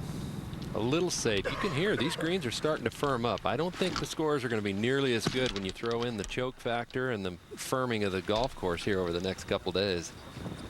Let's get you down to Brandy. Thank you. With 25-year-old Chris Stroud from Beaumont, Texas, who was a rookie on the PGA Tour this year, finished 133rd on the money list. Now that means that you're still going to get into a lot of events next year, but you're here because you want to improve your status.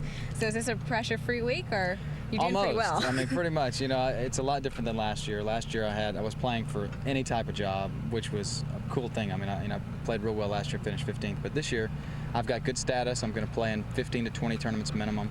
And all I'm going to do is improve my status. So I'm just going out there and playing the best golf I can. Pretty solid toward the end of the year, 6th at the Valero Texas Open and a couple of top 12s. What do you think the toughest thing is for a rookie out there? Man, for me it was, you know, 2 things. Getting used to the golf course and getting used to playing with this caliber players. You know, and you go out there. I was playing pretty solid at the beginning of the year, but I was missing a lot of cuts by 1, 2, and 3 shots. You know, making small mistakes like 3 putts, or not getting up and down on an easy up and down, or going for a pin I shouldn't be going for. And over the year, it taught me to be a little bit more conservative to some pins. And after I started hitting a lot more greens that way, even though I was 20 or 30 feet, I started playing a lot better. All right, well, 14 under par, good position. You'll be back out there next year. Good luck to you. Thank you, Brandy. Send it to Brian Hammonds. Thank you. Moment ago at the 16th, Jim McGovern at 13 under par, his second. His 9th Q School final. Just made it through 3 times. Played well at the end of the year on the Nationwide Tour. It was really coming together for McGovern, and that has to be helping him coming into this week. Frank Lickliter at one point had a 3-shot lead today, but Jason Allred has cut it to 1. Brett Rumford 6 under on his day is at 18 under.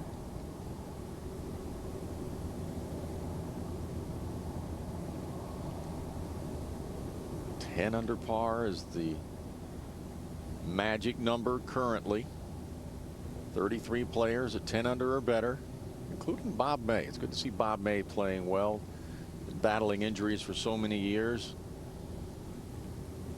Thing is, May doesn't even know when it's going to happen. He was riding the exercise bike one day, got off and couldn't walk the next day. To 15. Jason Allred and Donna, he surveys this putt. As we saw him miss the green to the right down in the collection, had actually a good lie and just stubbed it, and now has this par putt.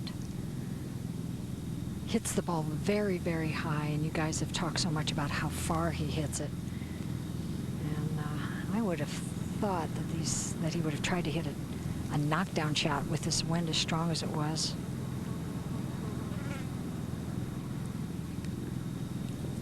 So he'll register a bogey. There's three very lackluster shots. Yeah, the last par 5 on this night, par 5, 17th hole. Ryan Palmer had a second shot right up here in the ryegrass. So we've just informed Jerry Foltz. Penalty shot, I presume? Yes, he hit it right in the middle of one of those cousin-it bushes there. Cousin-it? Cousin-it. What'd Kurt call them? Haircut bushes? Yeah. Nonetheless, it was a horrible break. You just can't think of the odds of doing that as it is. He took a relief, or took a drop, an unplayable lie, brought the ball back, keeping that spot between him and the hole. This is now his 4th, playing back into the wind. Even though it's short-sided, this is doable, but no room for error. Now, Jerry, there's a little Q school spot too, because if you finish like 4-4, you set up the final 36 holes. Now, staring the barrel of a 6. And a difficult 18 as well to play after this. So you can see how it can change so quickly.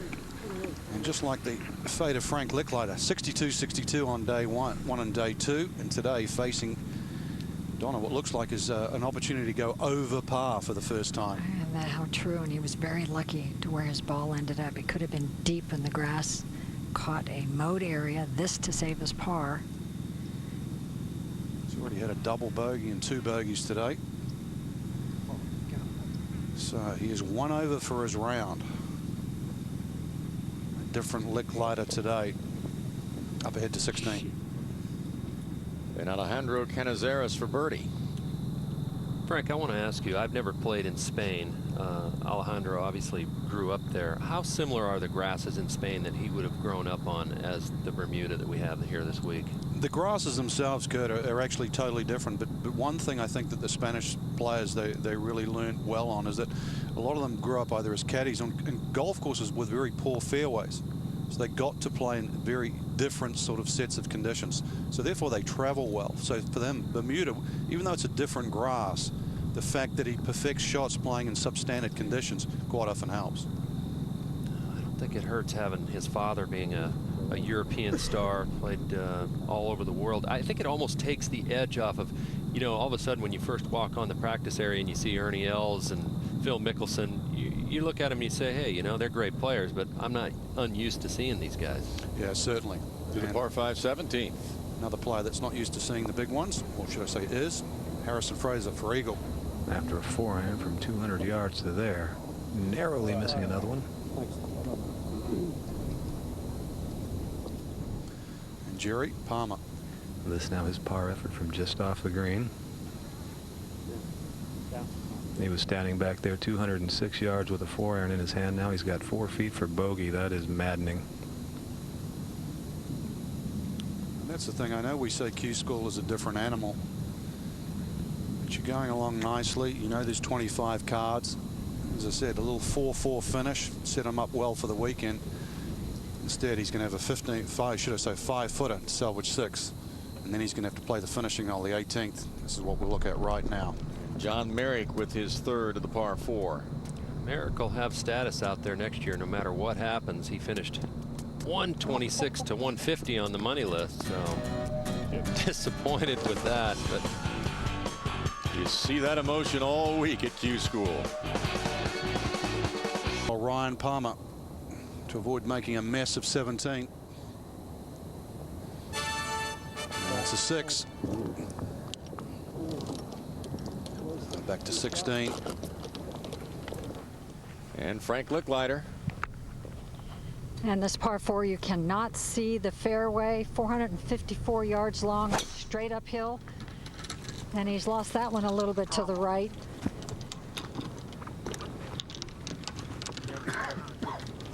Finds a patch of Bermuda rough over there.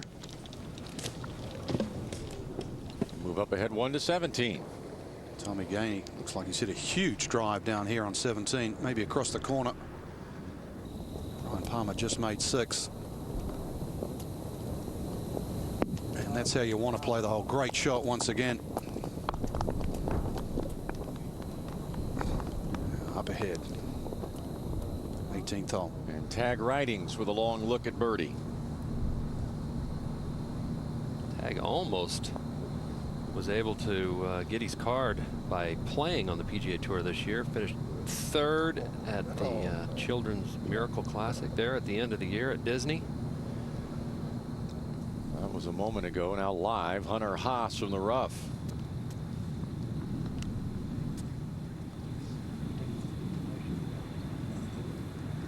Now there's some holes on the left side at 18. There's not any sand in those bunkers, but it's sort of a grass bunker over there, and the bottom of those are very thick. Obviously they collect a lot of the rain and the water, so we'll come back and check in on Hunter Haas in a second. While we wait, we'll head over to Panther Lake. And J.J. Killeen has this for birdie to get to 10 under par, the magic number. J.J. a mini tour player. Went through stages 1 and 2. This is his first trip to the finals.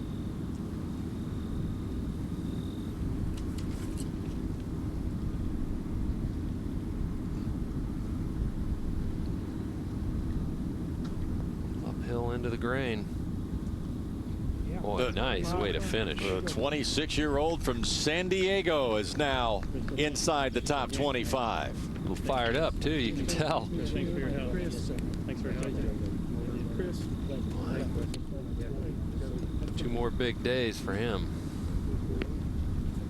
And he's one of the guys, one of the Cinderella stories in this field. There's so many guys that have been out on the PGA Tour before, but then you've got the mini tour players that just want so desperately to get out there. As we go back to Crooked Cat.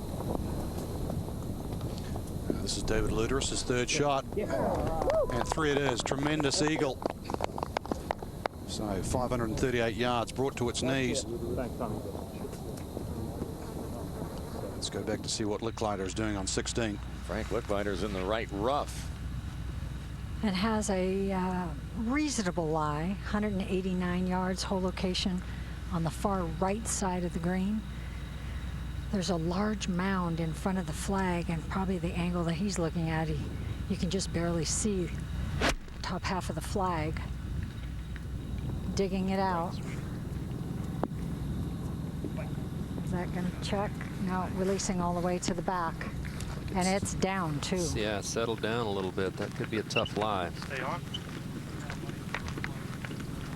And back to 17. Tommy Gainey after that beautiful 2nd shot. Struggled a little bit today. Double bogey on 11 slowed him down. And a bogey on 16. Pretty impressive 2nd shot there, Frank. It's a narrow part of the green there in the front of 17. Yeah, that front left hole location. The thing I like about him, Kurt, he looks like a battler. He looks like he has the right temperament for this. We saw him earlier on the Nationwide Tour at the BMW Charity Classic, and he was in contention, and the nerves got to him a little bit late in the day on Sunday. He hit some real heavy shots with the wedges, but he is a grinder. There's no question about it. Moment ago at the 18th, Hunter Haas.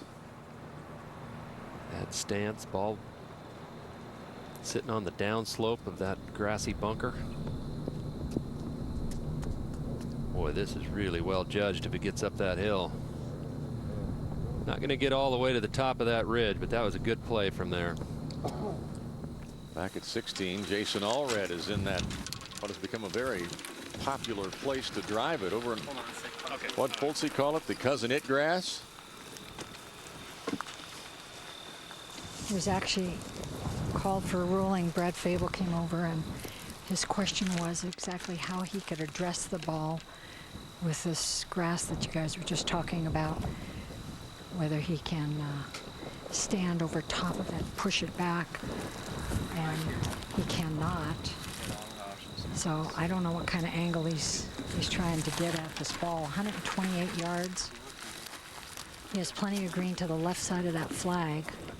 Donna, the one thing you got to wonder about, and he's probably thinking about right now, is that one tuft of grass that is probably in the way on his downswing. This one right here, I mean, if he hits that with his shaft, he could go right over the top of that ball and miss it completely. Absolutely. And I ran over there real quick just to see what kind of shot that he had, and he pulled the club, so I had to back out. While we wait, Brett Rumford played his second to the 18th.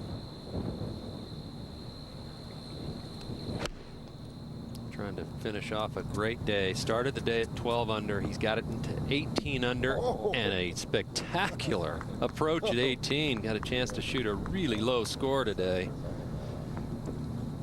Back at the 16th now, all red. Do you play this differently at 22 under par today than you would at a score closer to 10 under?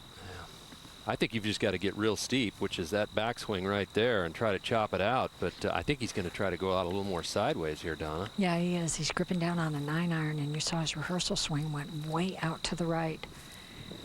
There he is. It's easy to rehearse it, but it's hard to do when you pull the trigger. And made good contact. Is it there? Oh, yes. What a shot. So much for going out to the right. So Jason Allred escapes from the tall grass. We'll see if he can roll that in when we come back. Back at Panther Lake, 17th hole, Jared Lyle. Beautiful little par 3 over a nice lake. And he's safe, that's for sure. Time to go back to Crooked Cat, 16. And Frank Lickliter with his third now.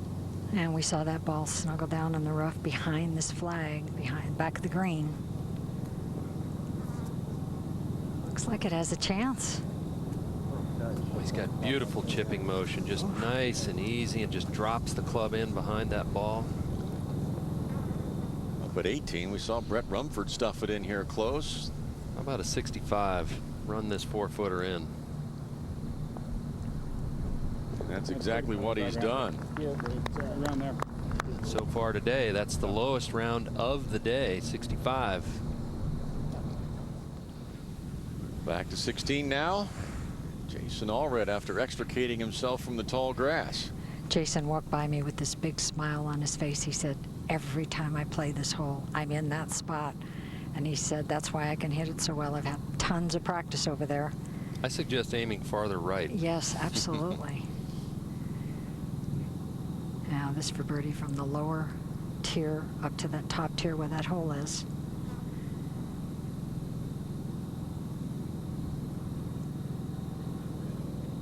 Let's get you down now to Brandy. Thank you, with John Merrick, who is 10 under par, and he is going to have partial status on the PGA Tour next year, having finished 135th on the money list. But I know you'd like to improve your status. You're one of the few people who actually did it before out here by getting your Nationwide Tour PGA Tour card. Yeah. What's the mentality like? Do you feel like, hey, I'm going to be able to do it again this year? Yeah, I mean, last year, I went out to tour school and everyone's kind of looking at me like, what are you doing? I'm just, trying to get in more events on the West Coast. And this year, I still have some status, but, it's not the best kind of status you want, so. I'm going to improve where you're at. Yeah. We're going to talk a little bit about what you did at 18. You almost hold out that pitch there. Okay. Were you trying to go for it, or were you trying to just snuggle it up close to the hole? Oh, on 18, yeah. I mean, I was the ball was sitting up, and I just tried to pick it, and I think it kind of went in and came out. But I was happy with that. I can't complain about that. I love your reaction. Just before we came on, you said that you tend to get emotional a bit out there, and your coach Jamie Mulligan has been working with you on that. What is he telling you on a week like this? Sometimes I just get caught up in the the moment, different rounds or events, and you're just trying to, calm down. It's just, just go through the process, and, if it's a good shot or bad shot, just move on. And, it's easy to say, but it's hard to do. So. One of your best friends is also working very hard trying to get his PGA Tour card, Peter Tomasulo. What do you guys do at the end of the day? Do you sort of compare notes and talk about, how you can improve on different holes? Yeah, we're staying close by together, and we've gone out to dinner every night. So it's just fun to talk about, where the pins are and, what did you do in this situation, stuff like that. But we try to, not talk about too much of golf. I mean, there's plenty of golf this week, so try to talk about some other stuff, sports and, different things. So. All right, well, both you in decent position, currently inside the number. We'll send it to Brian Hammonds. All right, Brandy. Harrison Frazar at the 18th, his second. 158 yards to the hole, straight downwind. Smooth 9-iron. Right at it. Wondering earlier why he's even here, but missed the cut. 5 of 7 events during the fall series. He was inside the top 125 and then fell out after a poor fall finish. All red for his par, so he'll make bogey at 16 after driving it in trouble.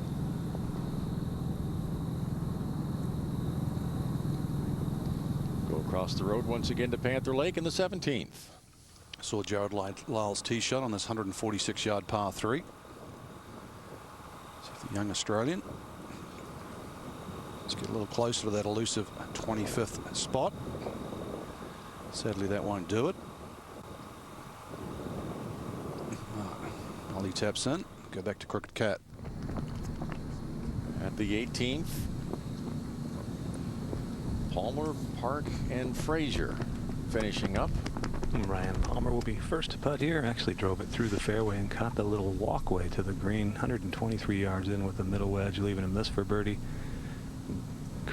Ryan usually is all year long. His young son Mason and his wife Jennifer traveled with him. I asked him if he brought him here. He said, "This is no place for children."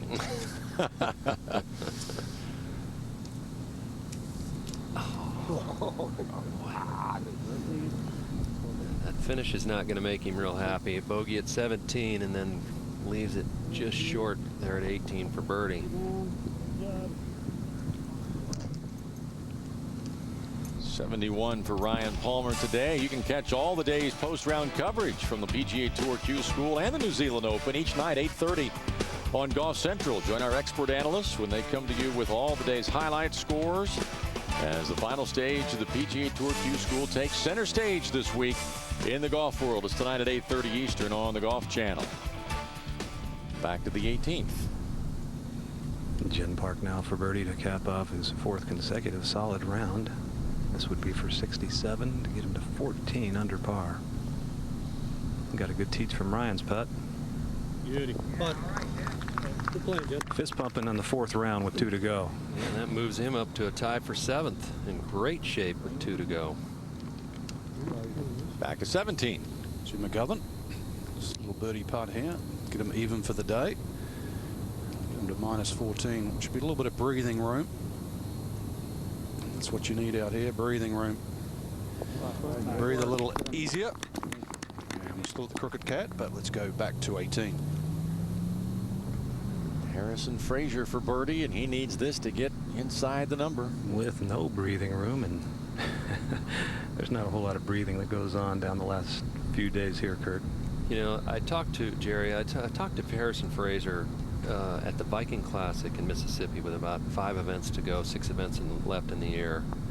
And this was the part of his game that he felt like if he could putt decent down the stretch, he could get his card. He didn't, and here he is. So 69 today, and Harrison's at 10 under par, tied for 23rd, where he has to be. Alejandro Canizares, much needed birdie.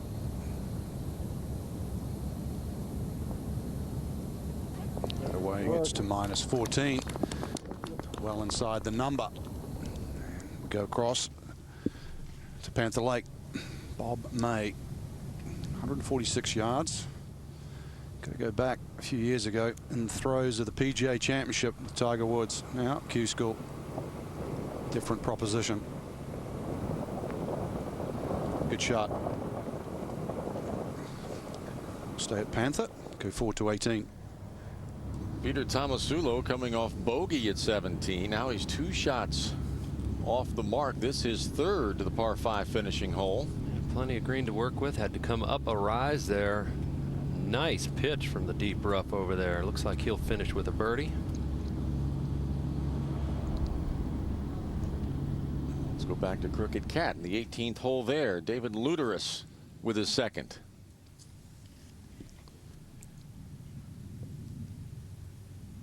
Luteris, a big Australian, finished second in one of the nationwide events down under. Nice shot there. Let's send you down now to Jerry Foltz. Thanks, Brian. Standing by with Ryan Palmer, who we witnessed a little bit of a frustrating finish for you there. But what's the mindset like for someone like you coming in here, PGA Tour winner? You have status next year, but yet you still have a job to do. Yeah, I do. And I came in with the mindset of just not let the pressures of Q School get to me. Just try to enjoy playing golf and, you know, come out with the mindset that I do when I'm at home. Yeah, I don't have much of a routine. I just kind of get in there and hit the shot and not think about it. And that's what I've been doing all week, and it's been working. I just struggled making 3 bogeys on par 5s this week, kind of hurt. But, you know, came in today feeling pretty good and just hit the ball great. Didn't make many putts in the front. And then, you know, bogey on 17 on a par 5 usually kind of gets you frustrated. But there's 2 days left, and I'm sitting okay. You guys like yourself and your fellow competitor today, Harrison Frazar, do you guys come into Q School feeling like you might be a little better prepared because you've had success on the PGA Tour? I think so, other than some other players out here, but you know, I still want to come out and try to win this golf tournament and get myself in better position for next year. I know, you know, with the reshelf and all that stuff, you have a hard time getting in early tournaments, so you want to finish as high as you can. But you know, if I get my car back, great. If not, then, you know, I still got plenty of status out there. I'll get plenty of events in, so you know, I'll make the best of this week, and we'll see what happens. Your first time at Q School Finals 5 years ago, you got your nationwide card. You made short work of the nationwide tour, graduating in 1 year and then winning the next year on the PGA Tour. Compare the pressure you're under this week compared to 5 years ago. I think last year I was just happy to be here, and the fact that I got the chance to try to get on the nationwide or PGA Tour, and that pressure is a little different. This, I don't really think it's much pressure because I know I've got 20 events at least next year, so pressure-wise I'm not feeling it. I mean, it will be my 5th year next year if I get my card back, which is nice, but pressure-wise a little different that 5 years ago because that was my first time here and wanting to get the next step. And now it's just a matter of just getting back out there next year and playing well this week. All right, well, good luck the next 2 days. And you do have quote of the week so far. This is no place for children. Yeah, I guess so. Thanks, man. Over at Panther Lake, Peter Tomasulo tapping in for birdie, so he's back to 9 under, 1 shot off the mark. Finishes bogey birdie, does Peter Tomasulo, as we go back across the road to Crooked Cat in the 18th there. And Tommy Gainey with his second. See if he can wiggle it through the, or over that oak there. Yes, he can. Apparently plenty of room. Good shot. Back 1 to 17. Well, we saw Frank Lickliter hit that tremendous shot from the right-hand rough. Now, what's Jason Allred got, Donna? 231 yards, ball sitting down a little bit. And as we talked about with this whole location on that left side, lots of green to the right. Thrash it out of the rough. And that's just a nice little layup. That ball was just way too deep for him to go at it. Well, we've got time. Let's go back to Brandy Seymour. Okay, with Harrison Frazar, who finished up the day nicely with a couple of birdies to close, 3 under to get to 10. I know that has to be a good feeling finishing your day with a couple of birdies. Yeah, it was nice to hit a couple of good shots there at the end. I played rather kind of ho-hum all day long, and you know, I hit a really nice shot there on number 18.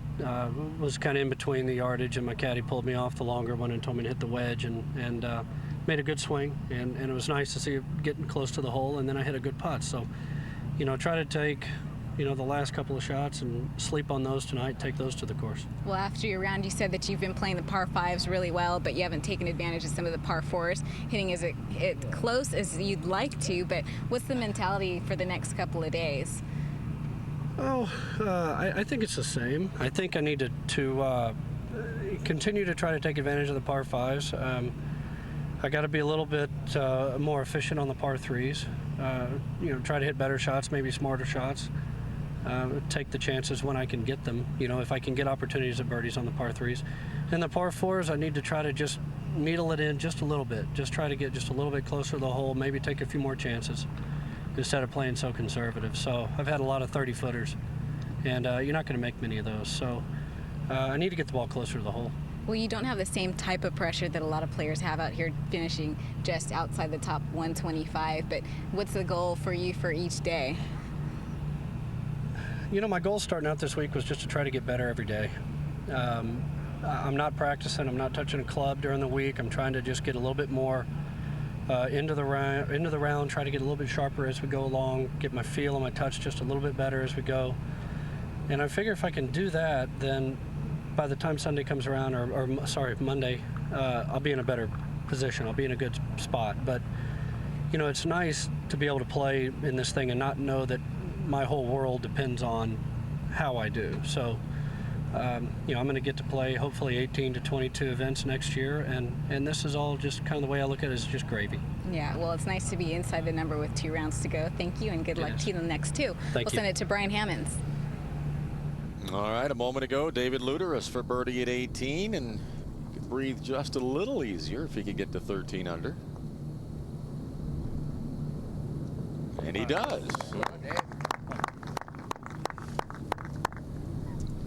Over to Panther Lake at 17, the par 3. Bob May opened up with rounds of 69, 73, 68. Sadly disappeared off the regular tour due to a back injury. So he will desperately be wanting to be getting back to big time golf. And he is right on that number too. So let's go back to Crooked Cat across the pond here. And Tommy Gainey for birdie. Right to left from about 12 feet.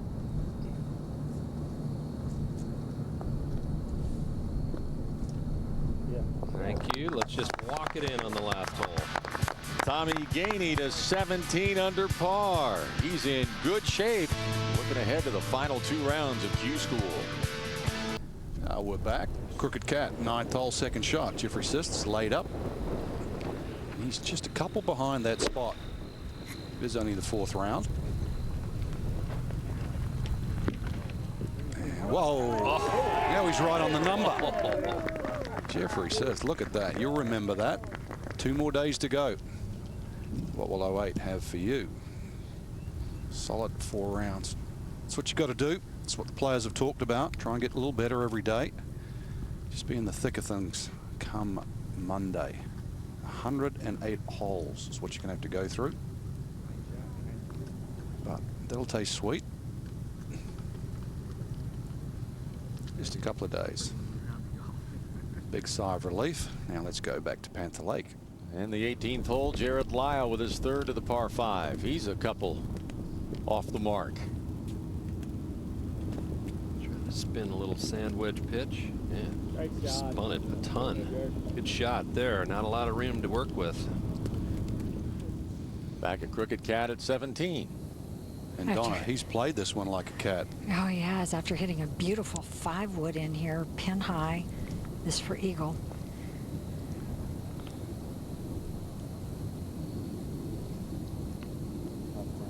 So he'll have that tapping in. Back to even par for the day.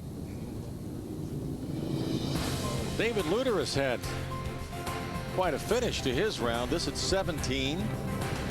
3rd to the par 5. Thank you very much. That's an eagle.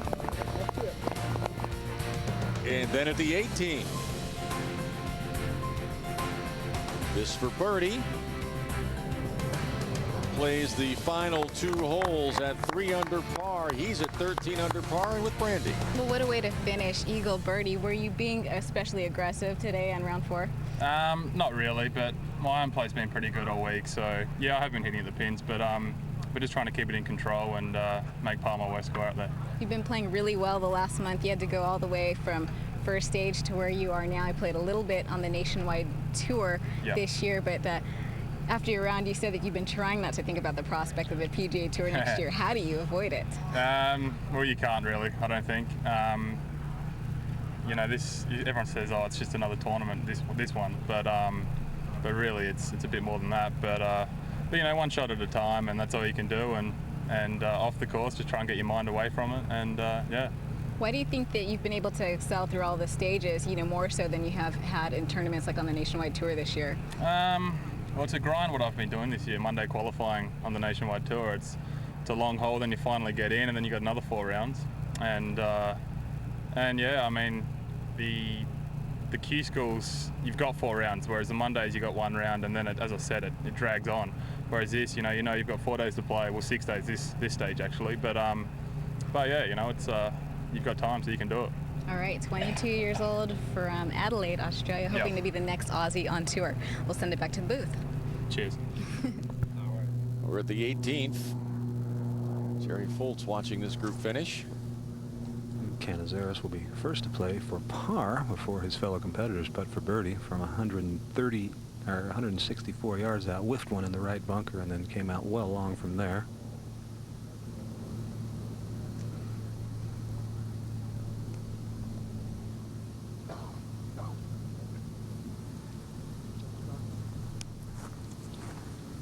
Kurt, I'm trying to picture you in all white in your early playing days. With a painter's hat on. You can forget that picture, because it never happened. But he looks really good in it.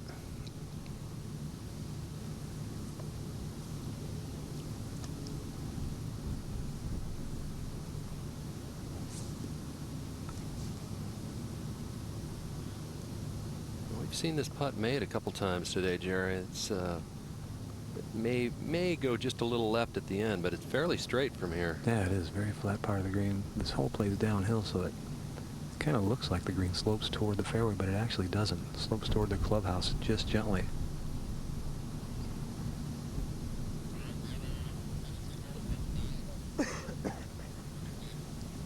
Other players finishing at the 9th.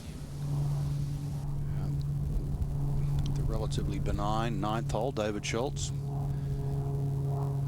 As we look at the scores, -10 is right on the mark. Let's just get within 2 of that. So David Schultz got to do some moving these next 2 days. You see Tommy Gainey there at 17 under par. When we come back, we'll hear from Tommy Two Gloves. 10 under continues to be the number in round 4 of Q School.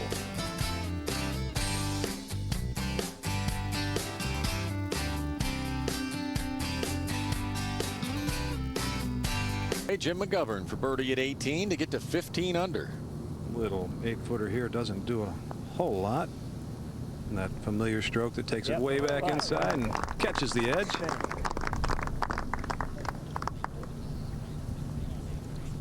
Meanwhile, back on the tee a moment ago, our leader. We've seen Frank miss quite a few tee shots to the right. This is another important tee shot. And he straightened that out. That looks like it's right down the middle. 18 playing downwind this afternoon. That is ideal. Left center of the fairway. Over at Panther Lake at the 18th, Jared Lyle to get one closer to the top 25.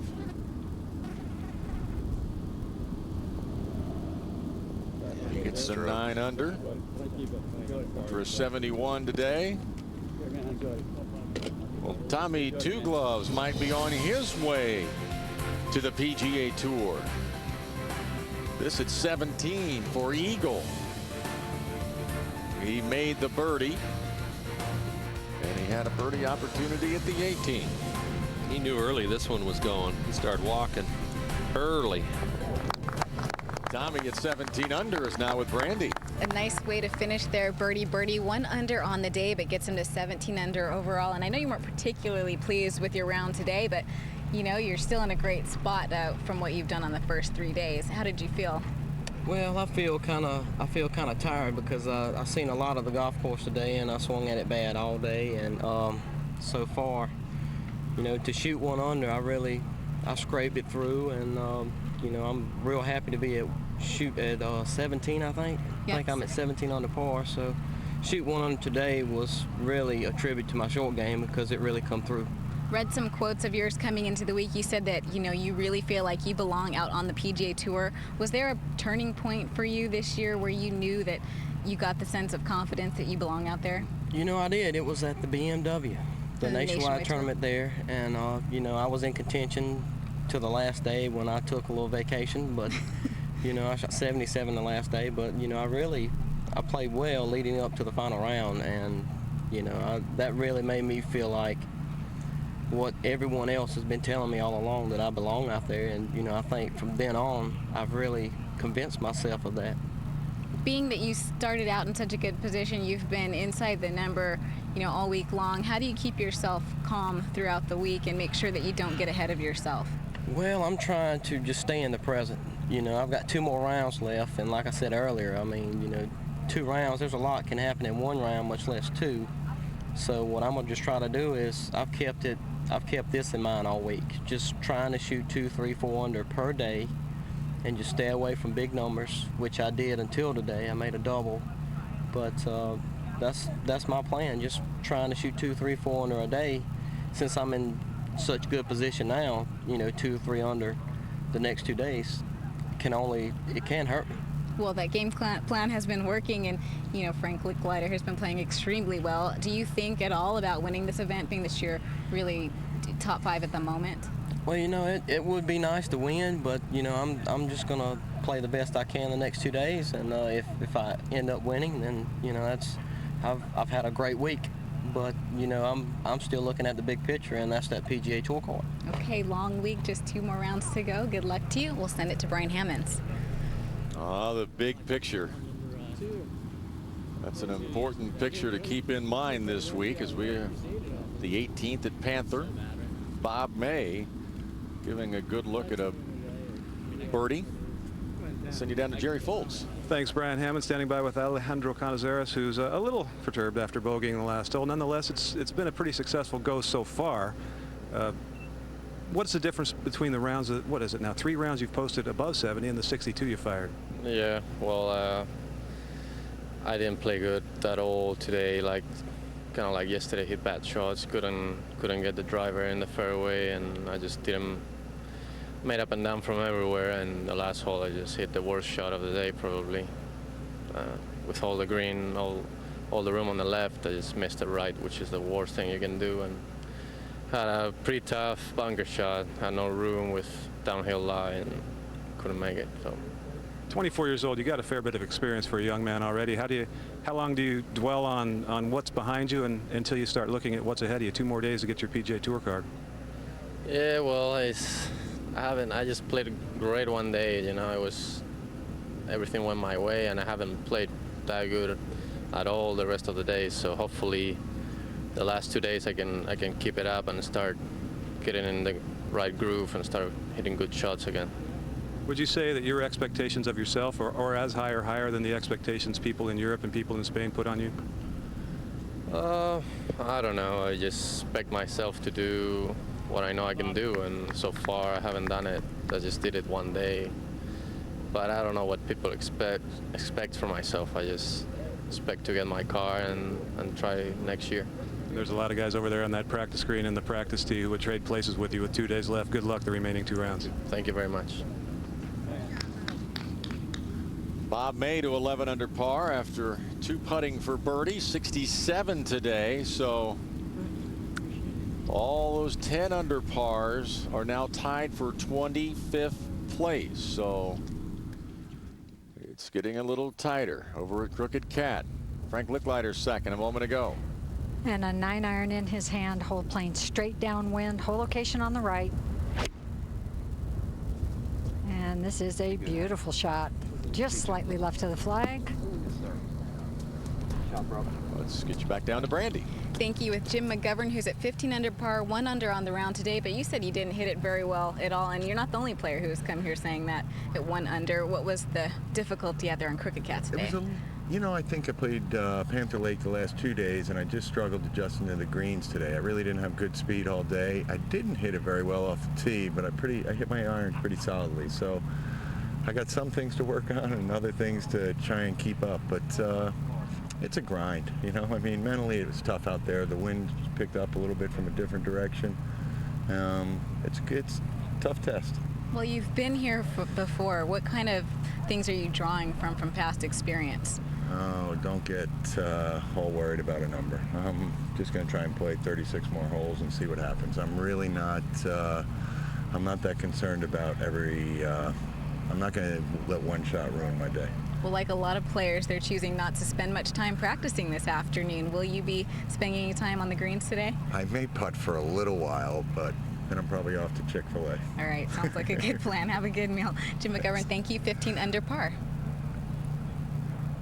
Jim McGovern in good shape as we take a look at the leaderboard. There he is in a tie for 6th with tag riding. 2 rounds still to play. The 18th, Brendan DeYoung for birdie.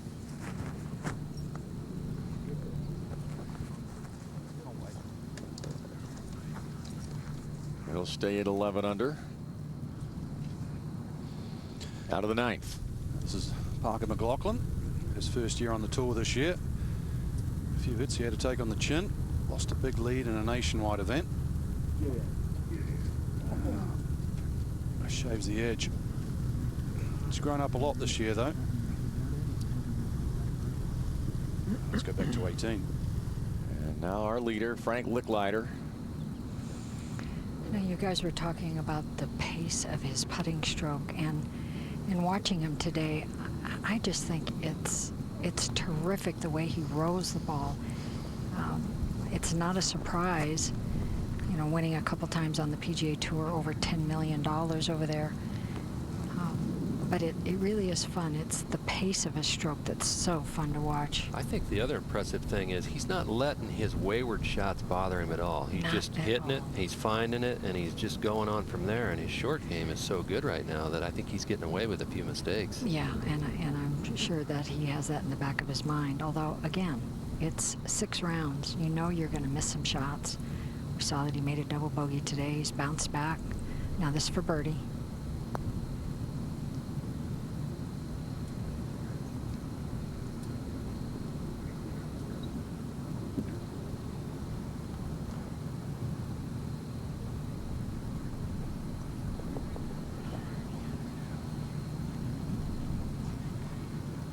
Round of even par for Frank Lickliter. Now, over the next few days, you'll see players gather around this big scoreboard to see where they stand. What will that all-important number be? Family, agents, equipment fans. Representatives, ready to write checks. They'll all be here this week. And now Jason Allred at the 18th. And also putting for birdie. This young man, and I think anytime you're affiliated or win an award, the Byron Nelson Award, he won in 2002 at Pepperdine for his golf and his academia. A very smart player, a very smart man at Pepperdine. And what a great award. And like I said, anytime you're affiliated with the great Byron Nelson, what a great honor. I think his biggest problem in the past here has been in tournament play, has been just letting it go at all times, being unafraid to hit a shot. He gets a little tight and starts steering once in a while.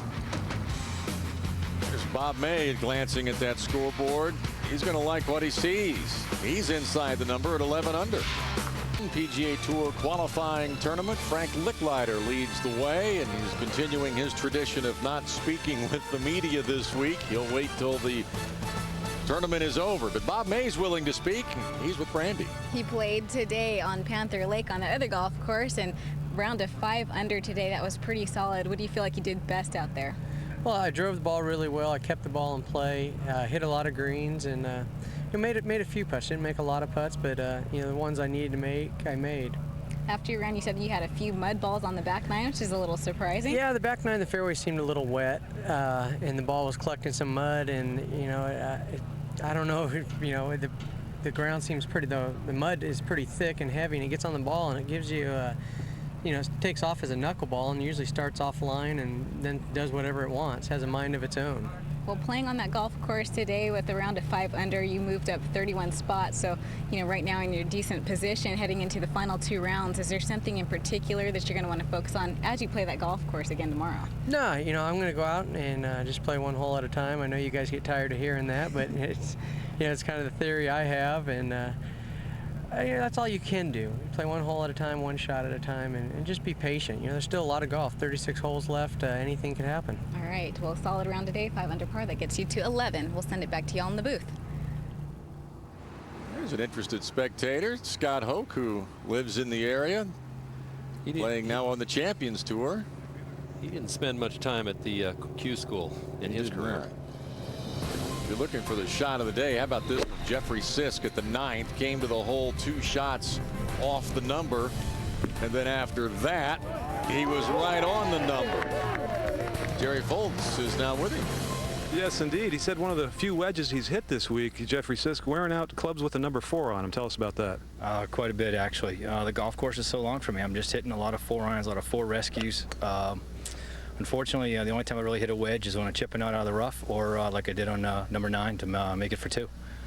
The Q School is about so much that we talk about throughout the broadcast, especially the young players out here for the first time feeling the pressure. 42 years old. You've been through this a few times, but it's been 7 years since you've been back. Do you think the pressure mounts more on someone in your position as opposed to a kid fresh out of college? I think it does a little bit because since I've been there, I know what it feels like. I know the money that you can make that's out there, but you know, I've been through it enough times. All I'm trying to do is take 1 shot at a time. We have 108 holes to play so far. I'm playing pretty well through 72, and we'll see what happens the next 36. You've had your PGA Tour card before. You've had your nationwide tour card before, but it's been, what, some 6-7 years since you've had any kind of full-time status anywhere. How rewarding is it just to get to this level? You know, it was great, you know, mainly because I haven't been to finals for 7 years. I've been playing the North American Pro Golf Tour, which is up in Massachusetts. It's afforded me the luxury of being close to my family, giving somewhere to play every week, making some money. But, you know, this is where I want to play. You know, I want to try to keep working hard at it, and we'll see what happens the next 2 rounds. Yep, 2 more rounds. Good luck to you. I appreciate it, Jerry. Thank you. When we come back, we will look at all the scores and see where your favorite player stands through 4 rounds of Q School. 2 still to play.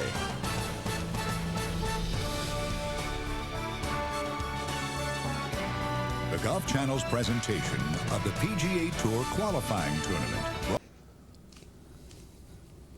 We're back at Orange County National as we take a look at all the scores through 4 rounds of the 2007 PGA Tour qualifying tournament. 10 under par is the current number to earn your PGA Tour card for 2008. You've got some veterans trying to get back there. Names like Kent Jones, Skip Kendall in pretty good shape. I think the scoring's really low on 2 really good golf courses. I realize there's not, you know, U.S. Open rough out there or anything, but still 10 under. You'd think if you shot a couple under every day and you were at 8 under, you'd be in good shape, but you're still outside the number. Well, the current number to be fully exempt on the Nationwide Tour in 2008 is currently 5 under par. 12 guys tied at 10 under par and a tie for 25th place. So how do you approach the remaining 2 rounds? Do you look at tomorrow as, okay, I want to get as far inside the number as I possibly can to make Monday as easy as possible on me, or how do you approach the final 2 you would love to do it, but I thought Bob May said it the best. I mean, you can only do what you can do, which is the best way to play golf is to play each shot the best that you can. Think it through, pick the club, commit, and do it. And he knows it, you know, and all the rest of these guys know that's the way to do it. The problem is keeping your mind off the number, the chance that you might have your PGA Tour card next year, all those outside factors. That's the hard part, keeping your mind off of that stuff.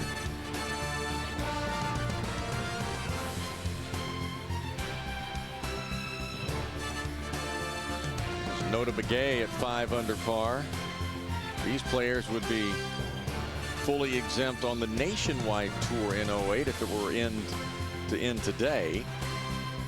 And some of these guys, these younger guys, need a year on the Nationwide Tour, in my opinion. It won't be the worst thing in the world. Rather than go to the PGA Tour and get absolutely run over out there when they're not ready for it, it'll be good for him. Maybe even a guy like Colt Knost right there in the middle of that page at 3 under par. U.S. Amateur champ this year, but a year on the Nationwide Tour might not be the worst thing for him. Christo Grayling, former #1 junior player. These players would be conditionally exempt on the Nationwide Tour. There's Daniel Summerhays. You see him at 2 under par, who's already exempt on the Nationwide Tour because of his win this year. Chris Kirk, highly touted All-America at Georgia, not having a good week, but again, next year, Nationwide Tour might not be the worst thing for him if he doesn't rally over the last 2 days. Chris Riley struggling to get back out on the PGA Tour. Greg Kraft at 2 over par. Veteran Steve Pate.